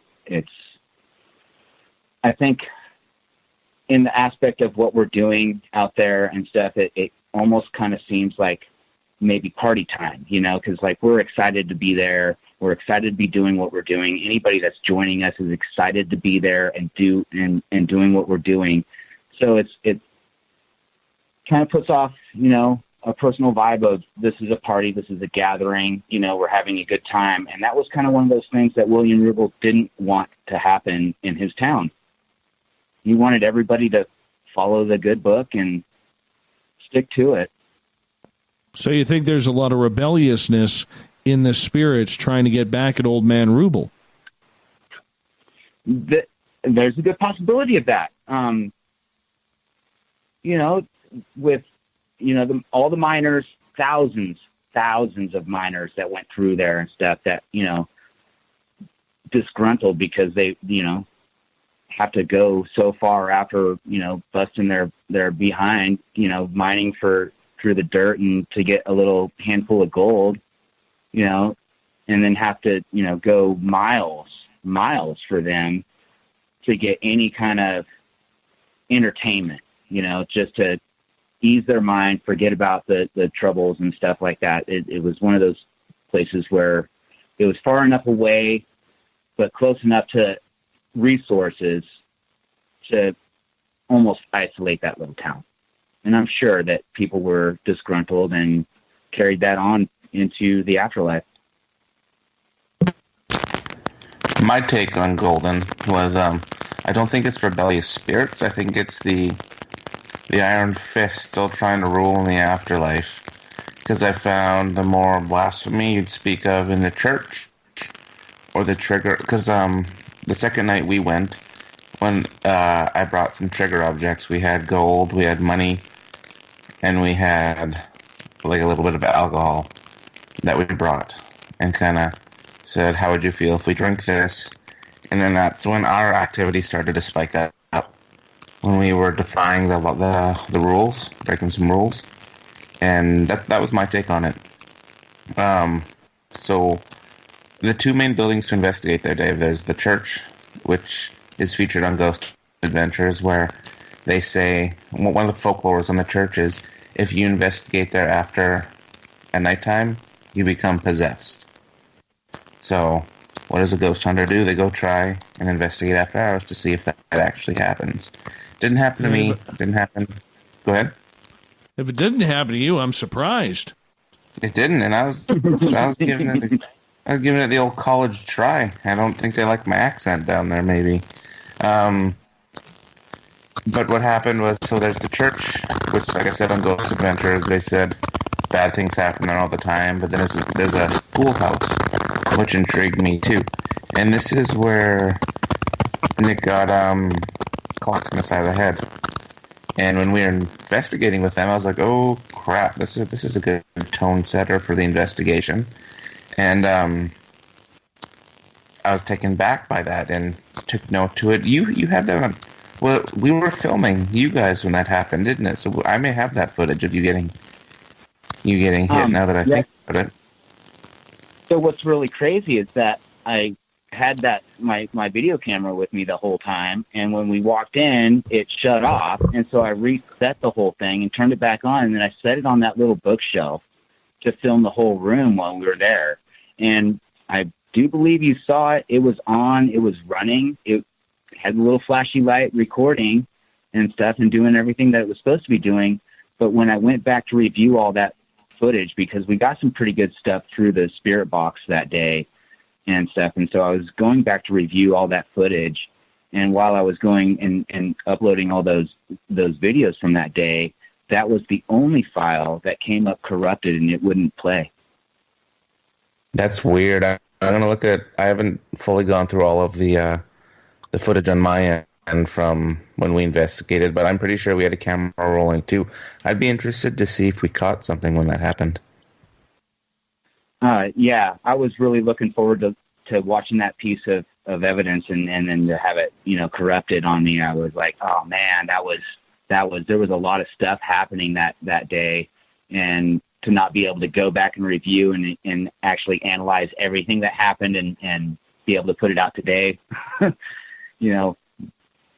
it's and then what we do. No, go for it. It's part of the paranormal world.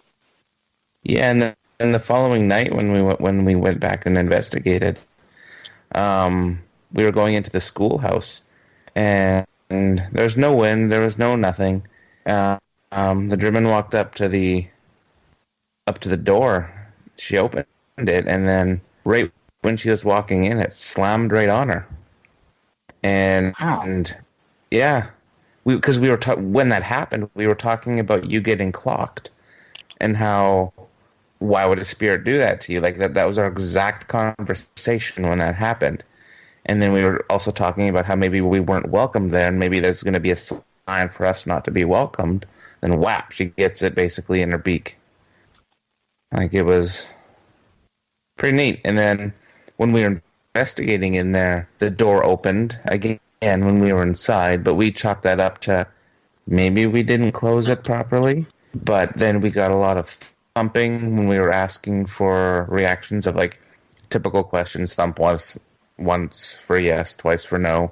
And some other audible noises when we were in there, especially in our spirit box.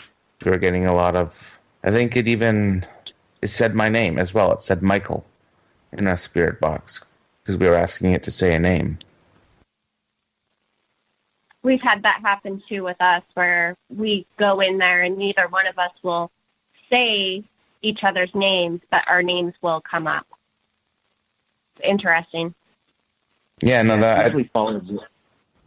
it's usually followed by a help or help us. See, we heard that too. We heard that in a female voice. It sounded like a help me, help us. And it was on our spirit box where that came through. So I haven't gone through that audio yet because I have a mountain of evidence I need to go through. But that was one of our clips that were like, Jesus, it's pretty audible. That's awesome. I never get the good stuff like that. You don't? I'm surprised, Dave. I'm surprised. No, I'm not that guy. I'm not that lucky. Not that lucky at all.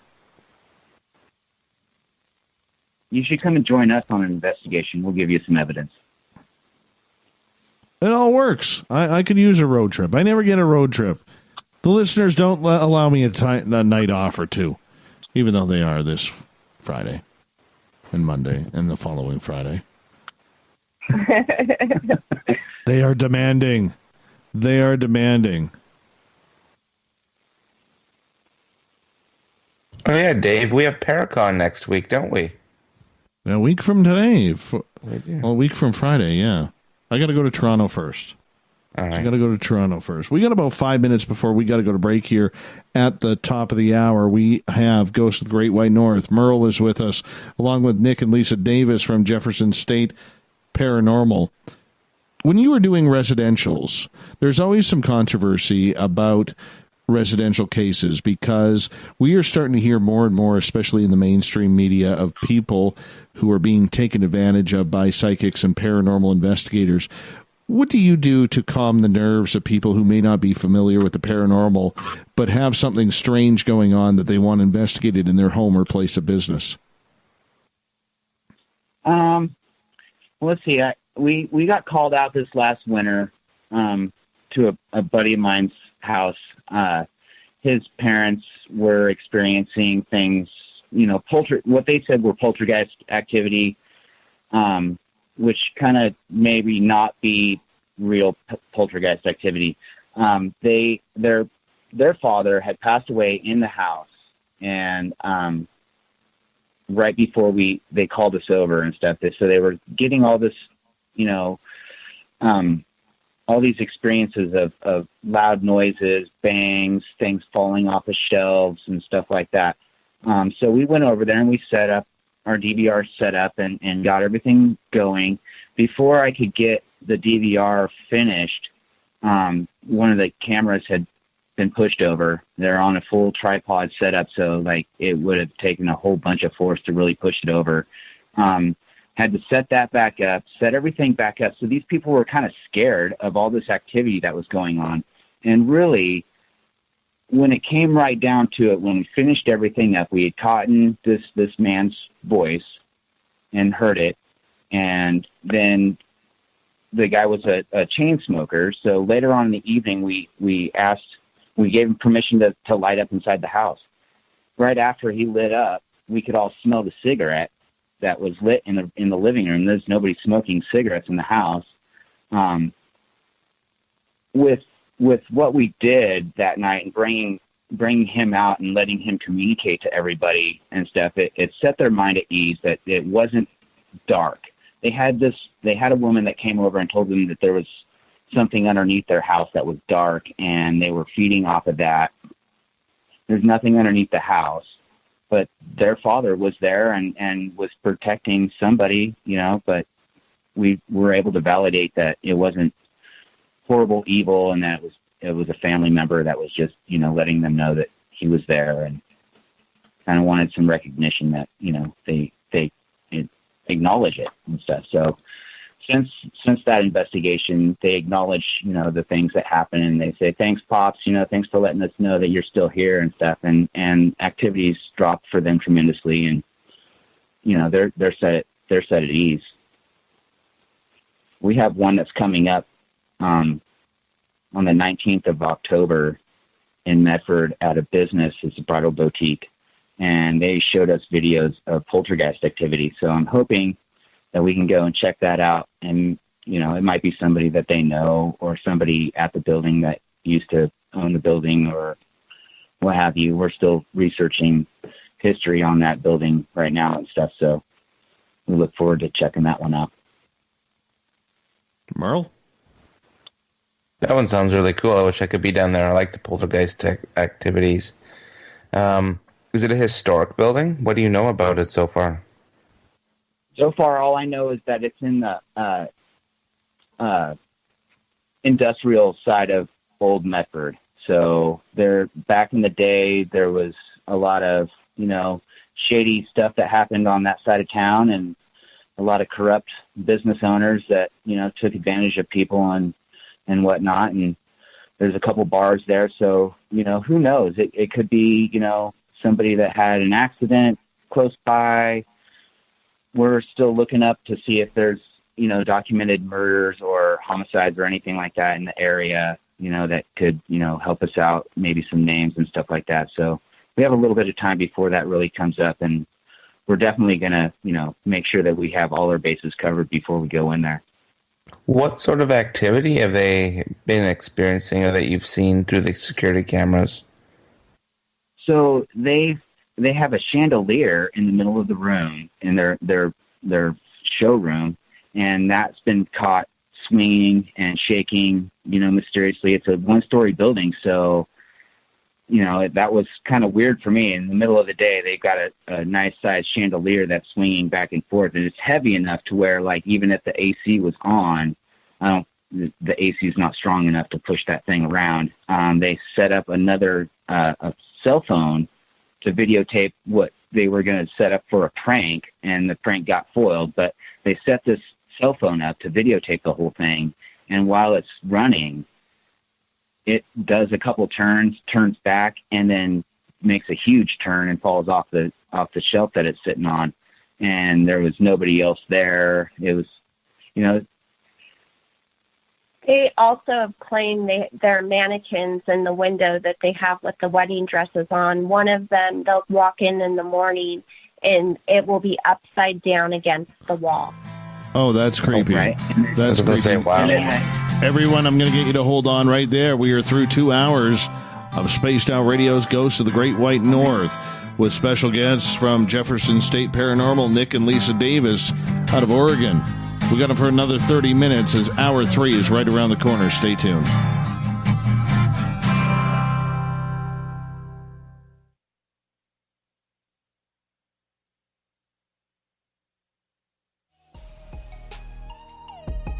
Canada's largest UFO conference is ready to roll in Toronto this September 21st and 22nd at the Alien Cosmic Expo. This year is about the experience.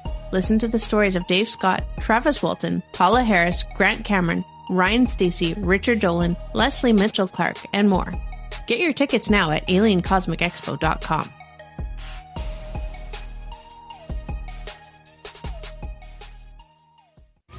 We're adding to the entertainment online for Spaced Out Radio.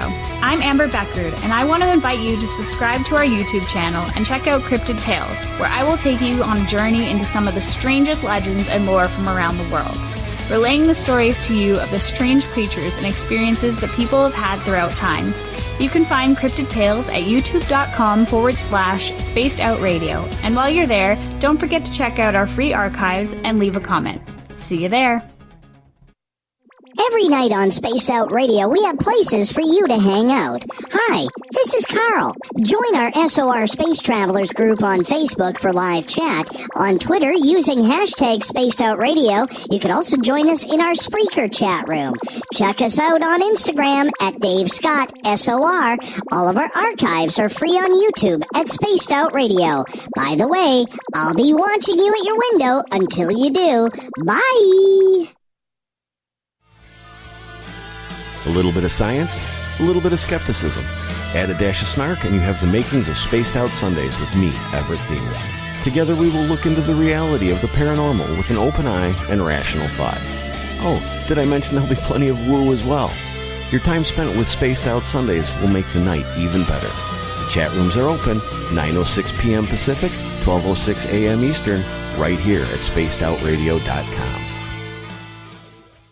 Visit purpleplates.com today. For over 40 years, the Purple Energy Plates have been delivering amazing results for their many customers. Inspired by the great genius Nikola Tesla, the harmony, healing, and energetic effects of the plates have proven over and over to be beneficial and often miraculous to thousands of customers. Check their site for daily specials and choose from their many energy products. You won't be sorry. Visit them today at purpleplates.com. Coming soon to our website, spacedoutradio.com, is the SOR Space Travelers Club. For just $5 a month, you can get into a private area on our site where you can hang with other listeners in our chat room, post in our forum, and check out a bunch of exclusive content and store that won't be found anywhere else, including a nightly after-show party with Dave. It's going to be the best $5 a month you're going to spend. The SOR Space Travelers, only at spacedoutradio.com. We all know on Spaced Out Radio we love a good beard and mustache, so why not take care of your facial hair with Mighty Moose Beard Oil? Made in Canada, we're taking care of beards and stashes around the world. We use 100% natural ingredients with our oils and balms to make your whiskers feel silky smooth.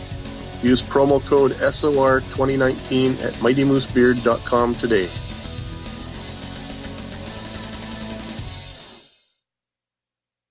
Looking for something new to push your limits? Look Beyond the Spectrum, a new docuseries featuring some of the best researchers in the world when it comes to everything from UFOs, government cover-ups, and Bigfoot in the forest. Truth seekers like Steve Bassett, Dr. Jeff Meldrum, Richard Dolan, as well as others all chip in to bring their knowledge to you. Beyond the Spectrum can be found on Amazon as well as Tubi TV. Tell us what you think on our Amazon page. Looking for a place to advertise at a very reasonable cost? Look no further than Spaced Out Radio. SpacedOutRadio.com has an advertising tab that you can click to check out our daily, weekly, and monthly packages to play on the radio, or our website including social media. From commercial spots to banners, we have it all. Check out our competitive pricing today.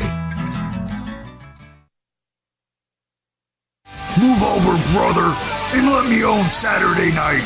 This is Rich Giordano, and I'm inviting you to tune on in to Spaced Out Saturdays starting at 9 p.m. Pacific, 12 a.m. Eastern, where I'm going to bust open the lids on everything paranormal. Why? Because we want answers, and I'm the guy who's going to deliver those answers to you. Join the chat rooms, and we'll see you this Saturday. Just be there. No, really. A timepiece is a reflection of who you are, and what better way to show off the real you than with an Escape watch?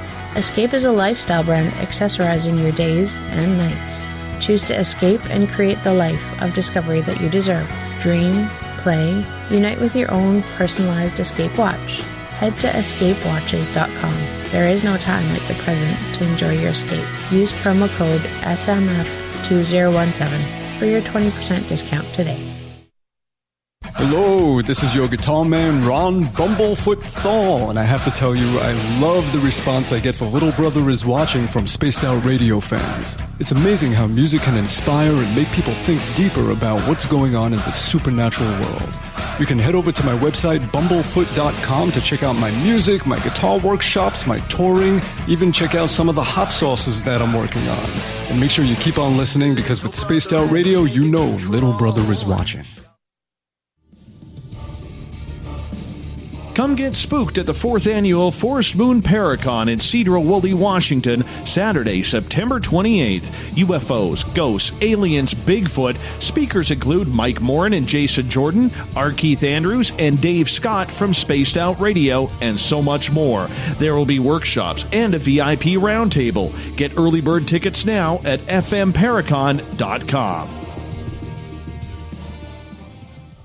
Heading to Vancouver and looking for a night on the town?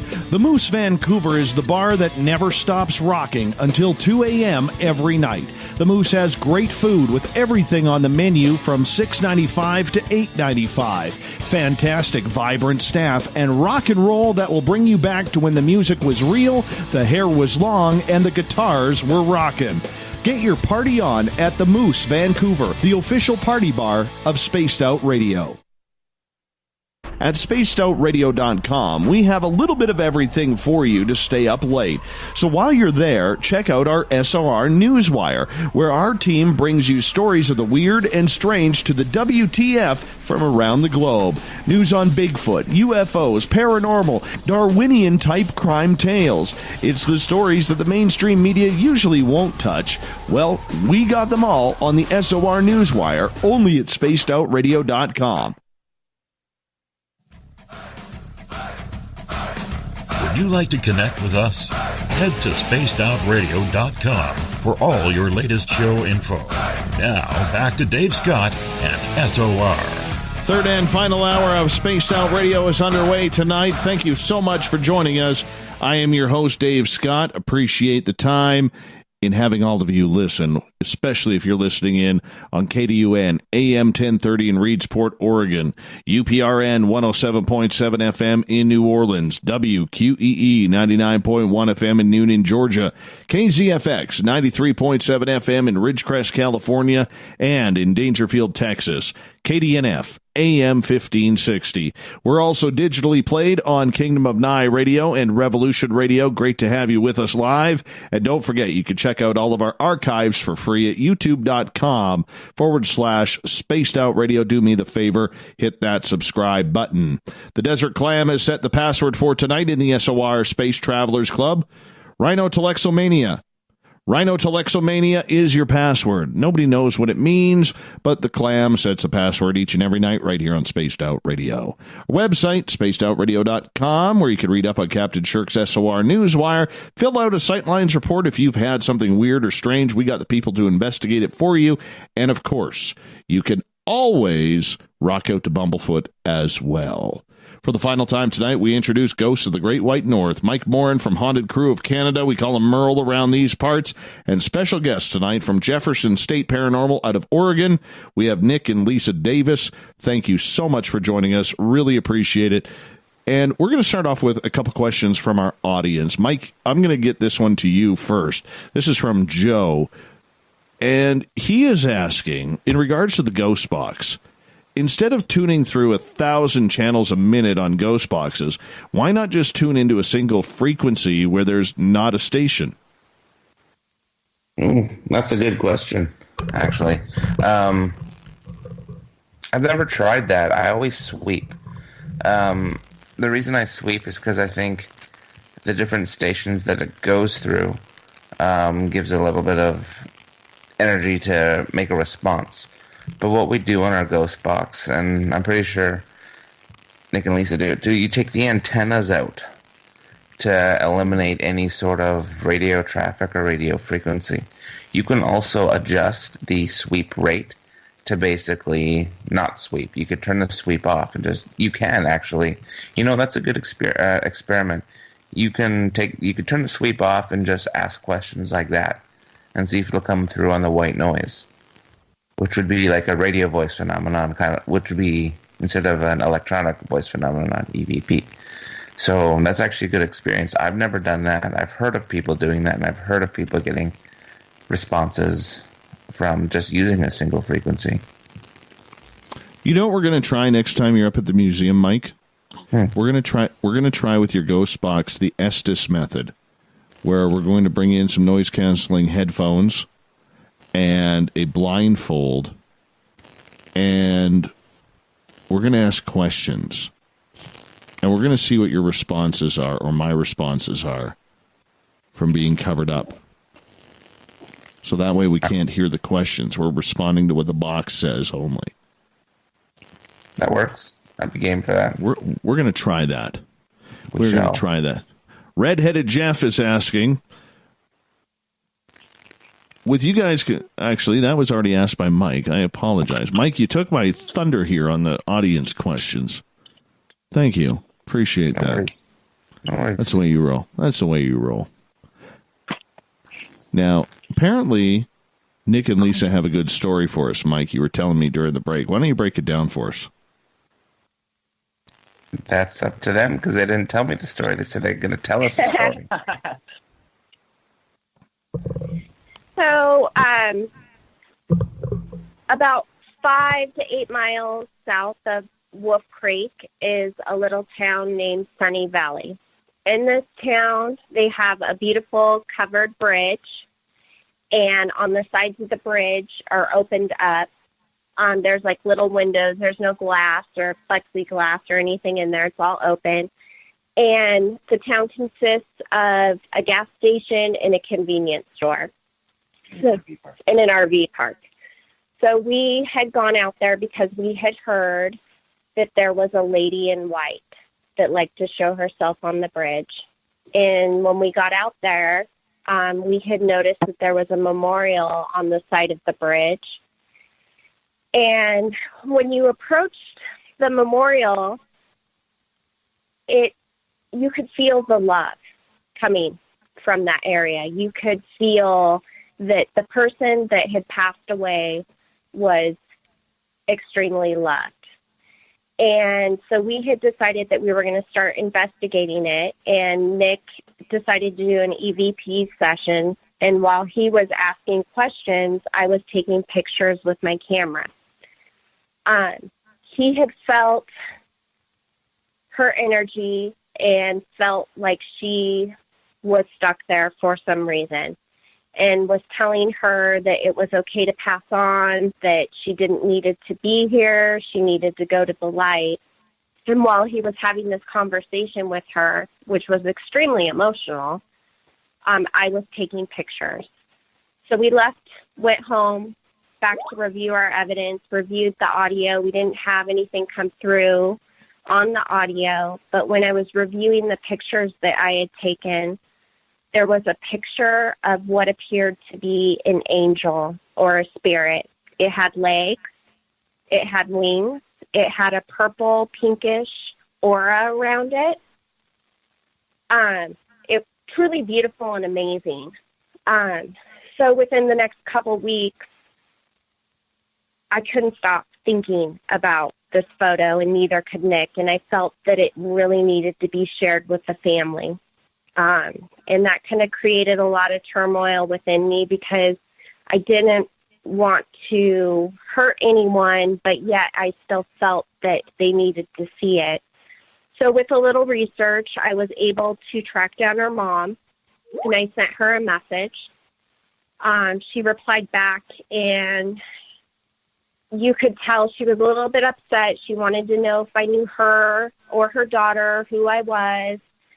And I explained to her what we were doing, went through the whole story, and got a reply back that they wanted us to come to their home. So we agreed to do that and took the photo, blew up some pictures of it, and took it out there and met her mom and her stepdad. This lady had committed suicide. The act actually didn't happen on the bridge. It actually happened at her home. But the spot on the bridge was a special place that her daughter and her other daughter used to play at when they were children. So her sister would go and visit her there regularly. So when we had talked to her about what had happened, she had told us that her daughter had came to her about a week and a half prior to us meeting and saying that her sister was no longer at the bridge. She did not feel her there anymore. And then the picture validated for them because she truly believed that that was her daughter passing on and moving on. It was amazing experience. Her mother ran a support group for families of people who had committed suicide, friends, and was taking that photo there to share with them. And, you know, the reason that we do what we do is not just to go out and try to see if there's ghosts there.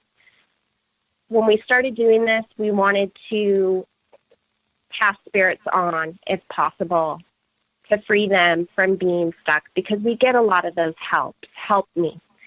And I can't express how rewarding and gratifying it was to experience something like that. That would be absolutely amazing to get something angelic like that. So many times those are the type of signs that people look for when it comes to anything. And not just paranormal activity, but for some sort of confirmation to know that their loved ones are okay. That had to feel pretty darn good. Oh, absolutely. It felt amazing. I rode that high for a good long time. Like, it was amazing. And we got to hear stories, you know, from her parents about her, which painted a picture for us of who she was, what kind of person she was. We all cried together. You know, it was very emotional. And the thanks that we received from them and the appreciation of getting in touch with them and taking that extra step, even though it was nerve-wracking for us to do that, they were so thankful, and it was just amazing. When you deal with something like that, where there is actual true emotion still on this side of the veil, how uplifting is that for the person who wants the message? I think it depends on the person, but for that family, that was a moment of closure for them. And it was also a moment of closure for us. Like I said, I couldn't sleep. I couldn't stop thinking about this photo and that something needed to be done. And that day, we all got closure. That's hard. That's hard to fathom, because that doesn't happen in the paranormal very often. No. No, go ahead. I was just going to say, you know, that's the only photo that we have captured like that, and it may be the only one that we ever capture. How rare is a photo like that? It reminds me of a photo. I actually just sent it to your computer from our barn on the 108 Mile Heritage Site where we do our tour, of the gentleman on the stairs. When you get something that clear, and that substantial of a piece of evidence, it is very difficult to capture something like that. So you guys have captured that. We've seen it captured up here. it's more rare than it is the norm, isn't it, Lisa? Oh, it's the Holy Grail. I mean, every time you capture a photo like that, you know, in the back of your head, you're like, is that it? Is that the only time I'm going to capture anything like that? I mean, it's very, very rare. Yeah, not every day that you catch something like that, like this photo here on this thing on the staircase. That is scary, and you know, things like that. 1 in 500 billion photos, you catch something like that. And then, like the first photo that I sent you tonight, we took that photo and sat on it for 3 months before we realized what was inside that photo. Well, the weird part about the guy on the stairwell that we caught up here, when we do our tours, we as tour guides do not take photos. That is one of the rules that we have. All of the photos that are taken on our tour are caught by people who are guests. Every single one.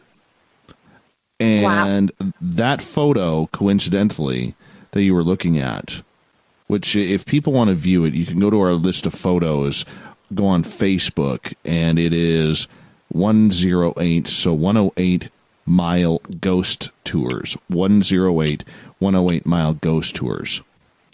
And that picture was taken by a retired school teacher who showed up at our tour, all because her friend was a giant fan of paranormal television shows. She had no interest in coming to the tour. However, her friend wanted to go, didn't want to go alone, and the lady whose name is Connie literally said, "Fine, I'll go with you. I don't believe in this crap." And we tell our guests, take as many photos as you can. Try and take multiple photos of certain areas. Take as many photos as you can. You never know what you are going to get. And she caught that. And then a couple months later, and I sent you this photo on Skype as well. It's right below it. You could see that if you zoom in on that photo, we caught the picture. Another guest caught a picture of him again. Now, the first one was taken on the top floor of our museum, of a barn, and the second one was taken on the bottom floor, that he was watching us. And then all hell broke loose with him for a while. Oh, wow. When he found out that we photographed. Yeah, when he found out we got him photographed twice. All hell broke loose. He didn't like us. He attacked me first. He didn't like me. Mike knows all about him. He's attacked Mike, too. Doesn't like me either. Calls Mike Merle. Who doesn't call Mike Merle? Truth. So when you were going for that Holy Grail, Nick and Lisa, in regards to that, and you know how rare it is, how many concrete type photos or pieces of evidence do you have where you are completely sold that you do have something paranormal? Through all the years of doing this, really it's a small handful of hard pieces of evidence, photos, or EVPs. We've gotten a couple videos of crazy orbs. We, for some reason, catch spirit orbs all the time. And it's just an idea that I have, but we're all made up of energy, and what happens after we're done here, where does that energy go? It's got to be produced somehow, and I think that the spirits that are lingering here, that's the easiest way to get about, is to make them small, and they present themselves as orbs. It's kind of, I don't know, it's a different idea for sure, but yeah, like rare. I said, it's super rare that we catch like hardcore solid evidence that we, beyond a shadow of a doubt, feel is completely paranormal. Like I said, I want to say it's probably a couple of dozen pieces that we have that are solid. I'll take an average of 1,000 pictures at an investigation, and most of the time I don't walk away with anything. Not solid like that. Not like that photo. Yeah. I would second that. The amount of photos investigators take at investigations, you only get one maybe out of every dozen investigations. One that's really good. Yeah. Absolutely. Same with audio, like with all the EVPs, electronic voice phenomenon. Our team, we only use Class A's. There's classes for EVPs. Class A is without a reasonable doubt audible words. Class B is you're like, well, maybe it says this. And then a Class C would be like a bump or any sort of thing like that that's abnormal. Our team will only use or present Class A EVPs to clients or use in lectures and whatnot. Same with us. We only use Class A also, just because, less questions out there. It's got to be concrete for us to put it out there. Otherwise, we just keep it to ourselves. And you get roasted by people.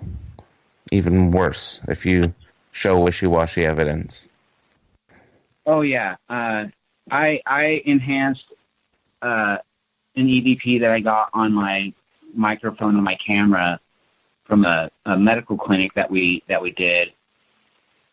And I had to remove all the white noise. I had to compress it. I had to stretch all this and make it to where it was, somewhat audible. I understood what it was saying because I had listened to it over and over and over again forever, and then presented it out there. And I was super happy. I was excited about it because I was asking, is that you that I saw? And then he answered me, did you see me? But it was so hard to hear, and all the negative backlash from that, I was like, all right, we'll just pull that one down, and that's a personal experience for Nick. Yeah.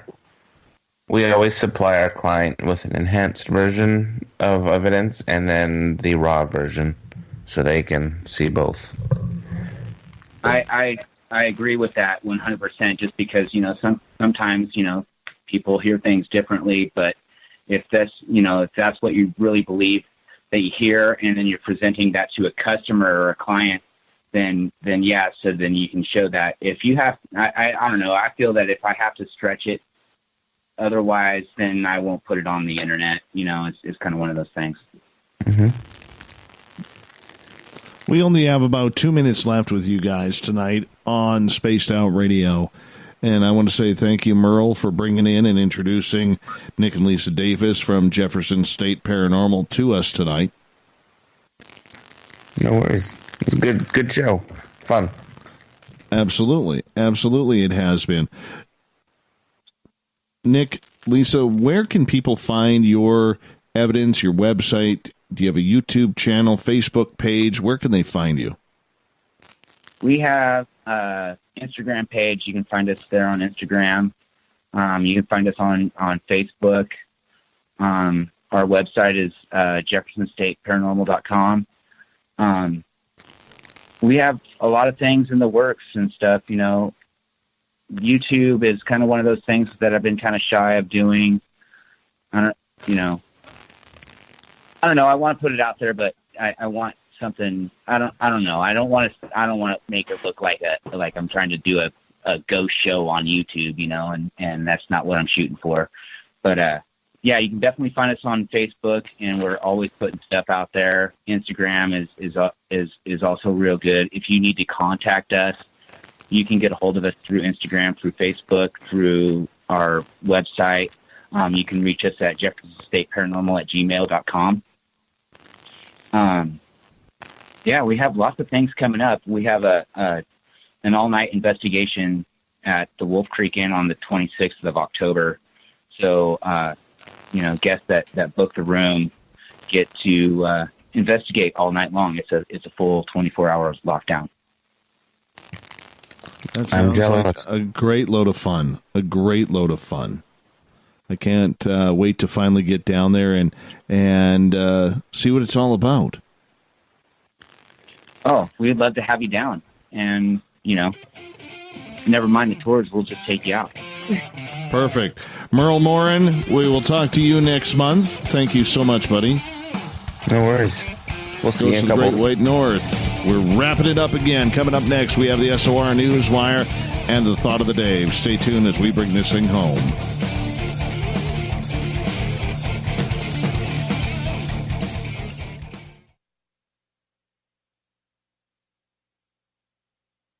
Hello, this is your guitar man, Ron Bumblefoot THAL, and I have to tell you, I love the response I get for Little Brother is Watching from Spaced Out Radio fans. It's amazing how music can inspire and make people think deeper about what's going on in the supernatural world. You can head over to my website, bumblefoot.com, to check out my music, my guitar workshops, my touring, even check out some of the hot sauces that I'm working on. And make sure you keep on listening, because with Spaced Out Radio, you know Little Brother is watching. Looking for a place to advertise at a very reasonable cost? Look no further than Spaced Out Radio. SpacedOutRadio.com has an advertising tab that you can click to check out our daily, weekly, and monthly packages to play on the radio, or our website including social media. From commercial spots to banners, we have it all. Check out our competitive pricing today. Coming soon to our website, spacedoutradio.com, is the SOR Space Travelers Club. For just $5 a month, you can get into a private area on our site where you can hang with other listeners in our chat room, post in our forum, and check out a bunch of exclusive content and stores that won't be found anywhere else, including a nightly after-show party with Dave. It's going to be the best $5 a month you're going to spend. The SOR Space Travelers, only at spacedoutradio.com. Visit purpleplates.com today. For over 40 years, the Purple Energy Plates have been delivering amazing results for their many customers. Inspired by the great genius Nikola Tesla, the harmony, healing, and energetic effects of the plates have proven over and over to be beneficial and often miraculous to thousands of customers. Check their site for daily specials and choose from their many energy products. You won't be sorry. Visit them today at purpleplates.com. Every night on Spaced Out Radio, we have places for you to hang out. Hi, this is Carl. Join our SOR Space Travelers group on Facebook for live chat. On Twitter, using hashtag Spaced Out Radio. You can also join us in our Spreaker chat room. Check us out on Instagram at Dave Scott SOR. All of our archives are free on YouTube at Spaced Out Radio. By the way, I'll be watching you at your window until you do. Bye! A little bit of science, a little bit of skepticism. Add a dash of snark and you have the makings of Spaced Out Sundays with me, Everett Thiemer.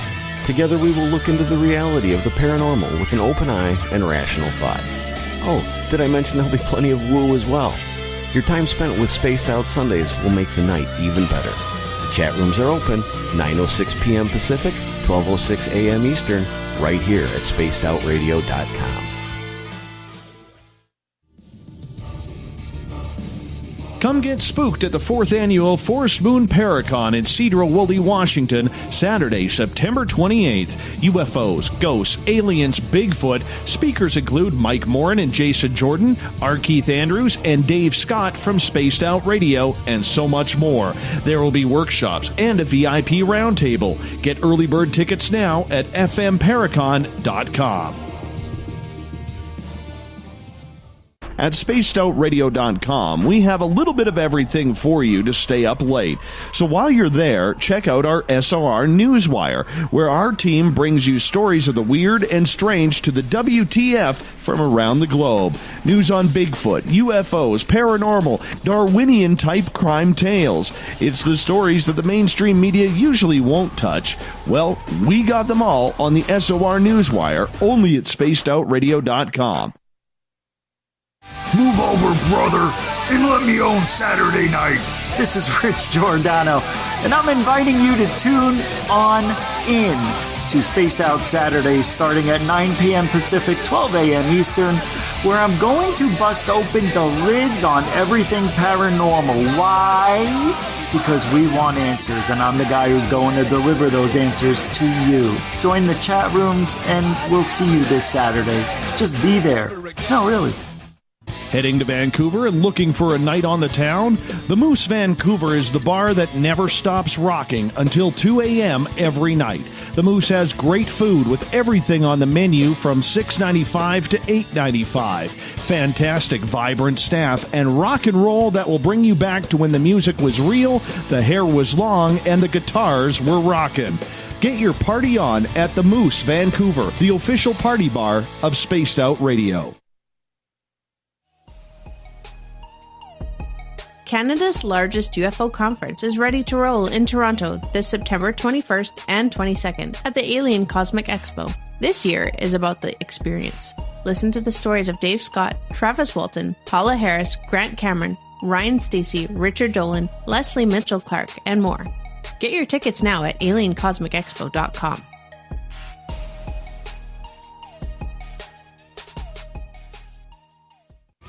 We're adding to the entertainment online for Spaced Out Radio. I'm Amber Beckrud, and I want to invite you to subscribe to our YouTube channel and check out Cryptid Tales, where I will take you on a journey into some of the strangest legends and lore from around the world, relaying the stories to you of the strange creatures and experiences that people have had throughout time. You can find Cryptid Tales at youtube.com/Spaced Out Radio. And while you're there, don't forget to check out our free archives and leave a comment. See you there. We all know on Spaced Out Radio we love a good beard and mustache, so why not take care of your facial hair with Mighty Moose Beard Oil? Made in Canada, we're taking care of beards and stashes around the world. We use 100% natural ingredients with our oils and balms to make your whiskers feel silky smooth. Use promo code SOR2019 at MightyMooseBeard.com today.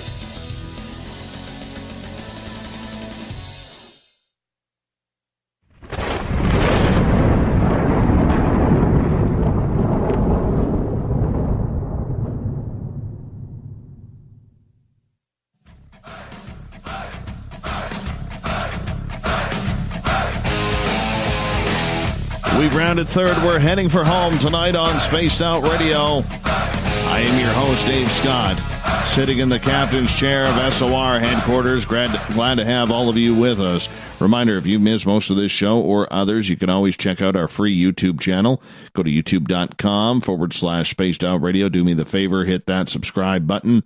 Our website is spacedoutradio.com, where we have a plethora of features for you, including rocking out to Bumblefoot, filling out an SOR Sightlines report if you've had a weird, strange experience, and, of course, reading up on Captain Shirk's SOR Newswire.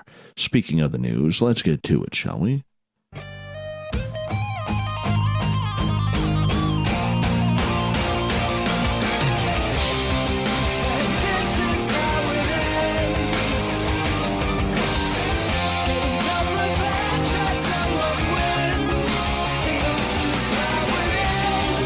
The news is always changing, which is why we bring you the SOR Newswire at the back end of every show, where we get to the weird, the strange, and of course you can find it all at our news at spacedoutradio.com. We're going to start off with a brawl between a woman, a dog, and a coyote.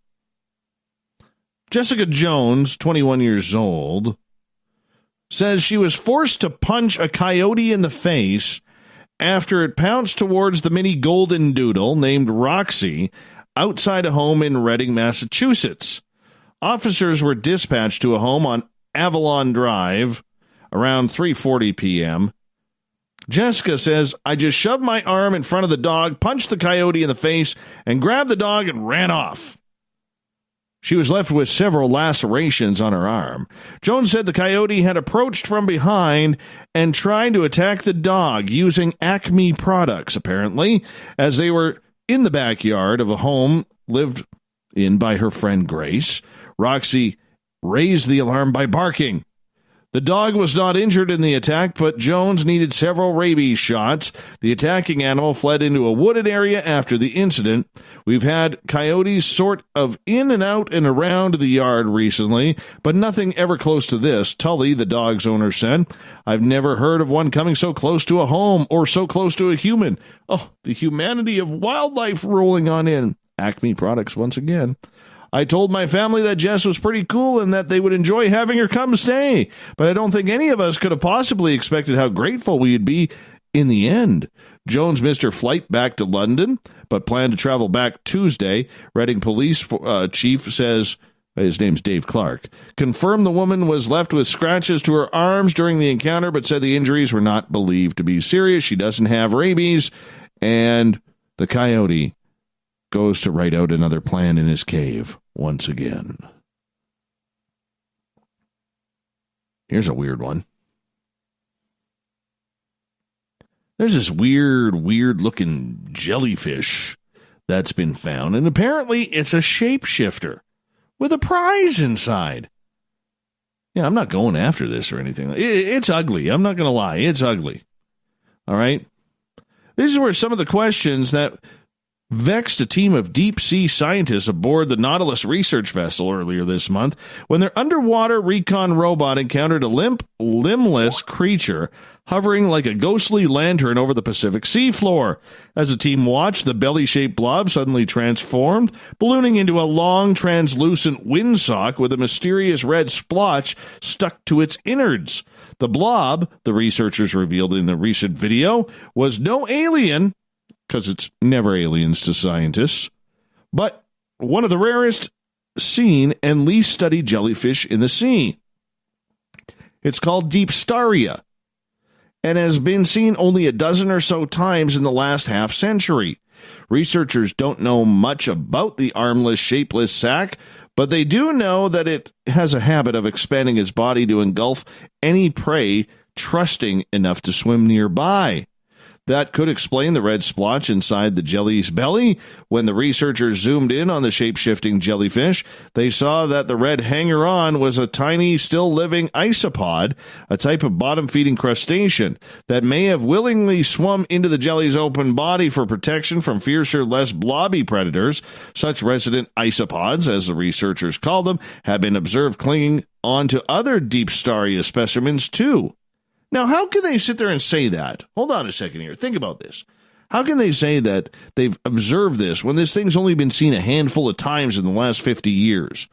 Though it's not clear whether they are a symbiotic relationship or not, little in general is known about Deepstaria jellies or their isopod consorts, and so few specimens have been studied. The Nautilus team found the deep-sea duo some 2,500 feet underwater in the central Pacific, about halfway between the continental United States and Australia. Perhaps they'll find more Deepstaria or something even weirder as their adventures through the deep darkness continue through October.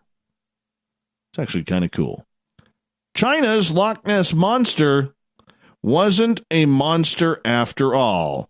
A mysterious creature, which was spotted moving in a river in China, has turned out to be a giant piece of rubber.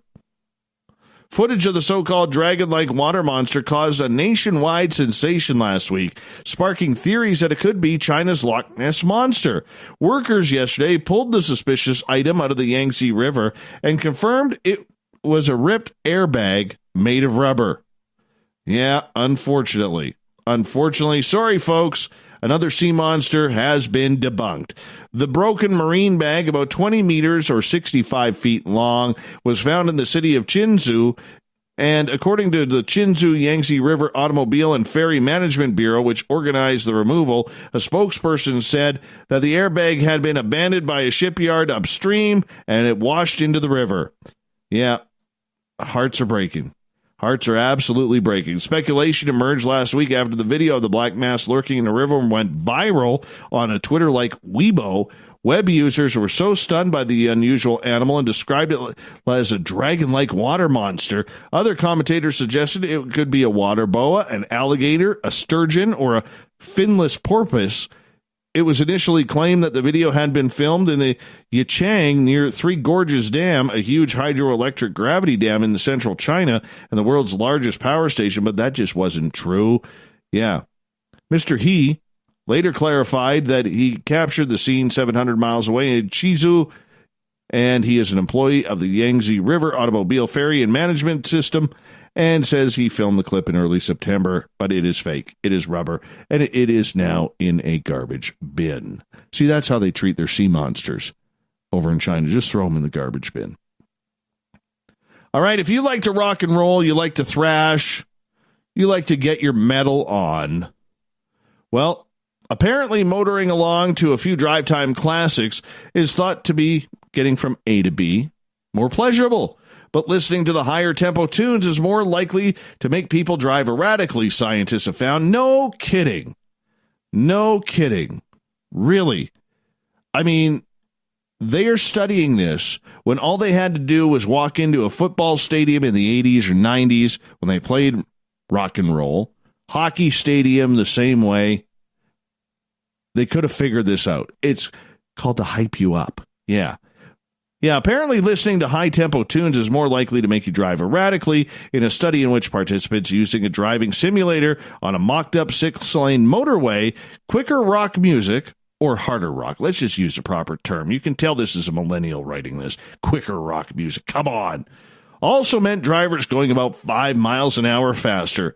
In the worst cases, they drove 10 miles an hour faster than those listening to gentle music or no music at all. I'm calling BS on this study, and I'll tell you why. The most dangerous songs? American Idiot by Green Day. Oh my God, really? Party of the USA by Miley Cyrus? Mr. Brightside by the... How? Party of the USA by Miley Cyrus? Is that even music? All right. Mr. Brightside by the Killers. Number 4 was Don't Let Me Down, the Chainsmokers. Born to Run by Springsteen. Okay, that's not a bad tune. The Least? Stairway to Heaven by Led Zeppelin. Under the Bridge by Red Hot Chili Peppers. God's Plan by Drake. Well, everything by Drake should be just put in the garbage. Africa by Toto. And Location by DJ Khaled. Green Day? No, man. I would hate to see these scientists do this study to Pantera's Cowboys from Hell or Iron Maiden's Run to the Hills. Heaven forbid if they got to play a little Judas Priest. Let's not go too crazy here. Right? My goodness. Bring in the Pantera. Let's see how the drivers really go. Guaranteed they're up to 11 or 12 miles an hour faster. Holy cow. Who comes up with this? This is your grants and donation dollars at work here, people. Instead of finding Sasquatch. A West Virginia man tried and tired of having packages stolen from the porch of his home has renovated a rigged-up decoy package to scare away the so-called porch pirates. Yeah, this one's got like a bear banger in it or something.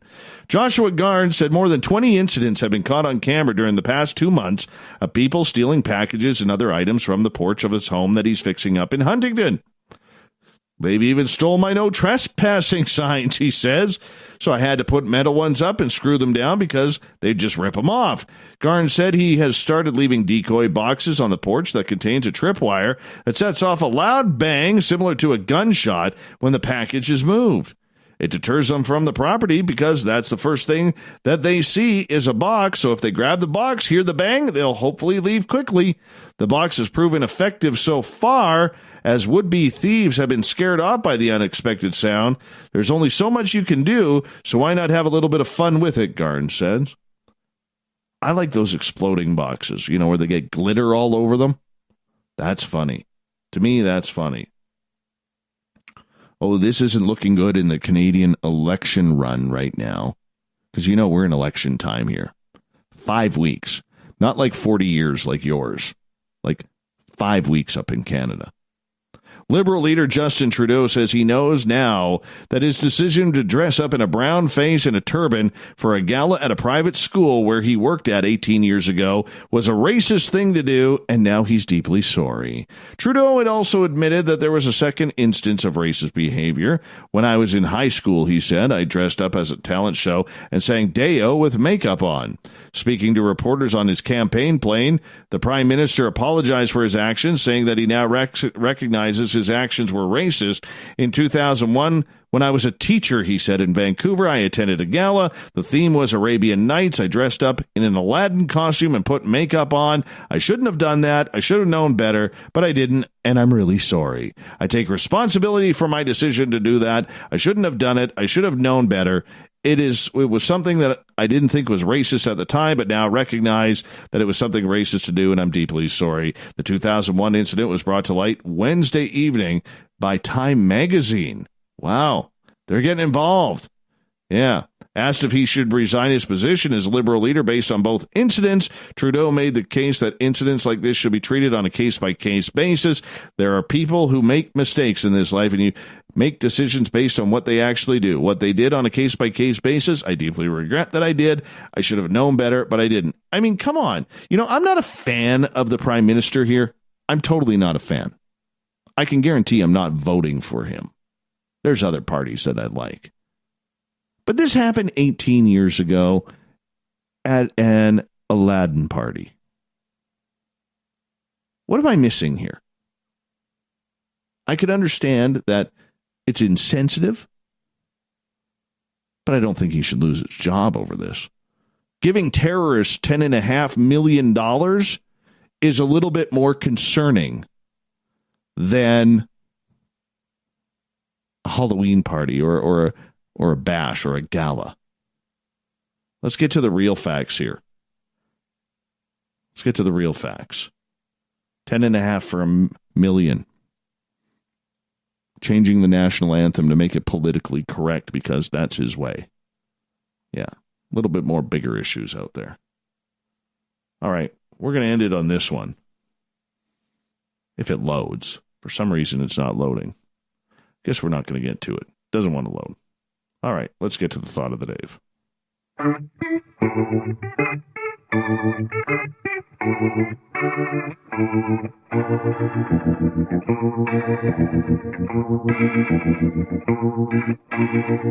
Thought of the Day happens every night at this time, where we read a question on our Facebook and Twitter pages, then read your responses on the air because we love the audience participation around here. Today's Thought of the Day is as follows. Do you have a personal relationship with a ghost? If so, tell me about it. If not, would you? Ryan Recker from KMOX in St. Louis, great nighttime radio show host there, good friend of this show as well. I've been on his show a few times. He goes, I tell you, I don't see it happening. You got to believe, Ryan. I know you're on the air right now, not listening. I know you'll catch it on the podcast. You got to believe. We'll get you believing. Don't worry, Ryan. We'll get you believing. Graham, by they I mean the ghost, like to wake me up around 7 a.m., and I see a fleeting glimpse as they walk away from the hips up and translucent bright light.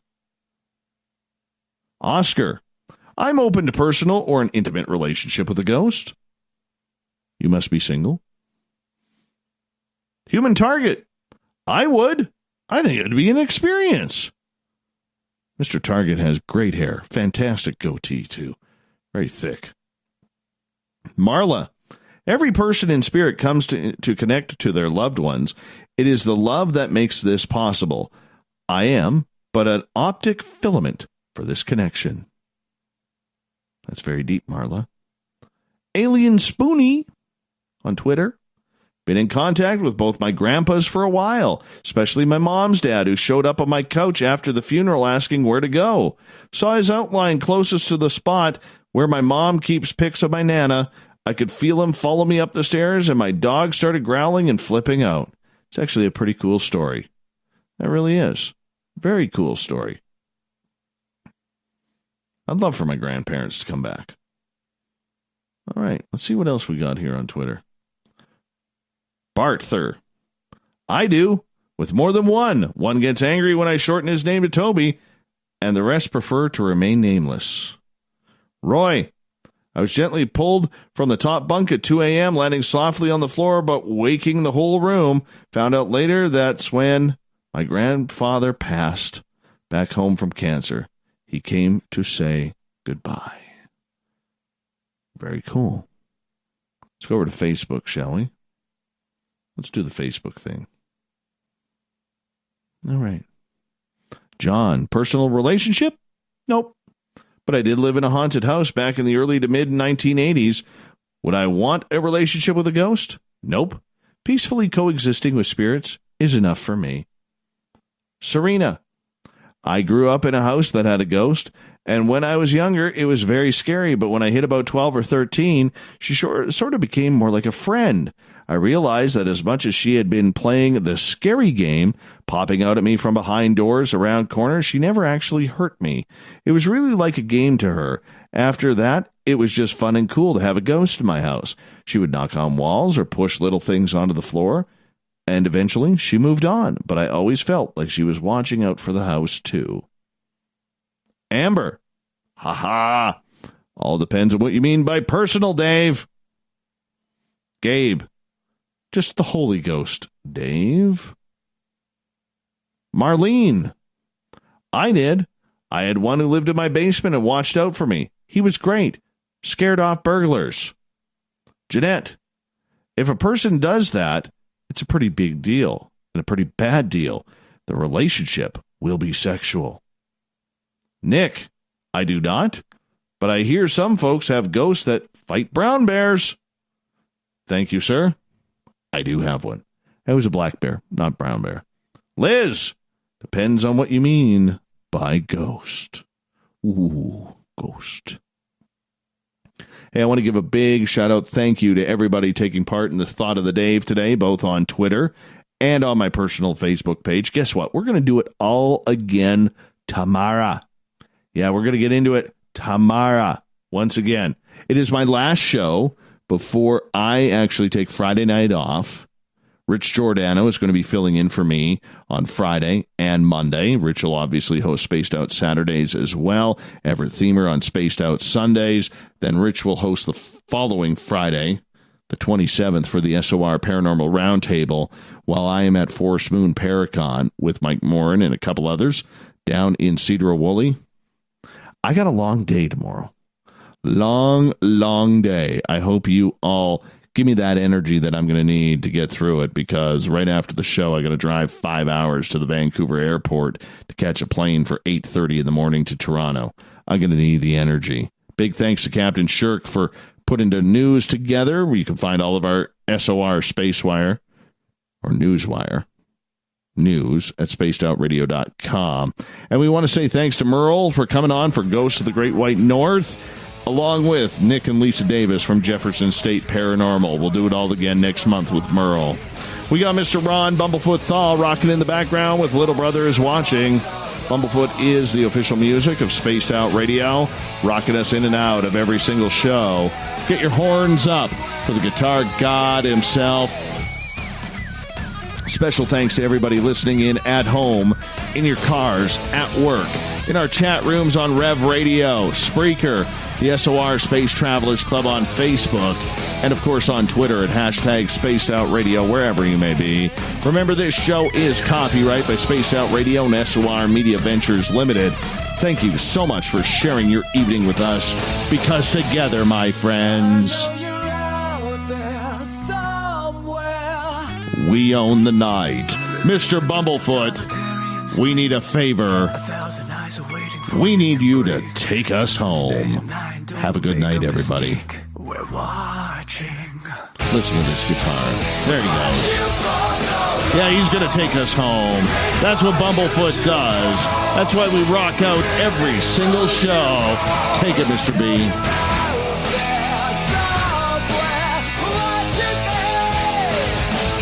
Have a good night, everybody. See ya.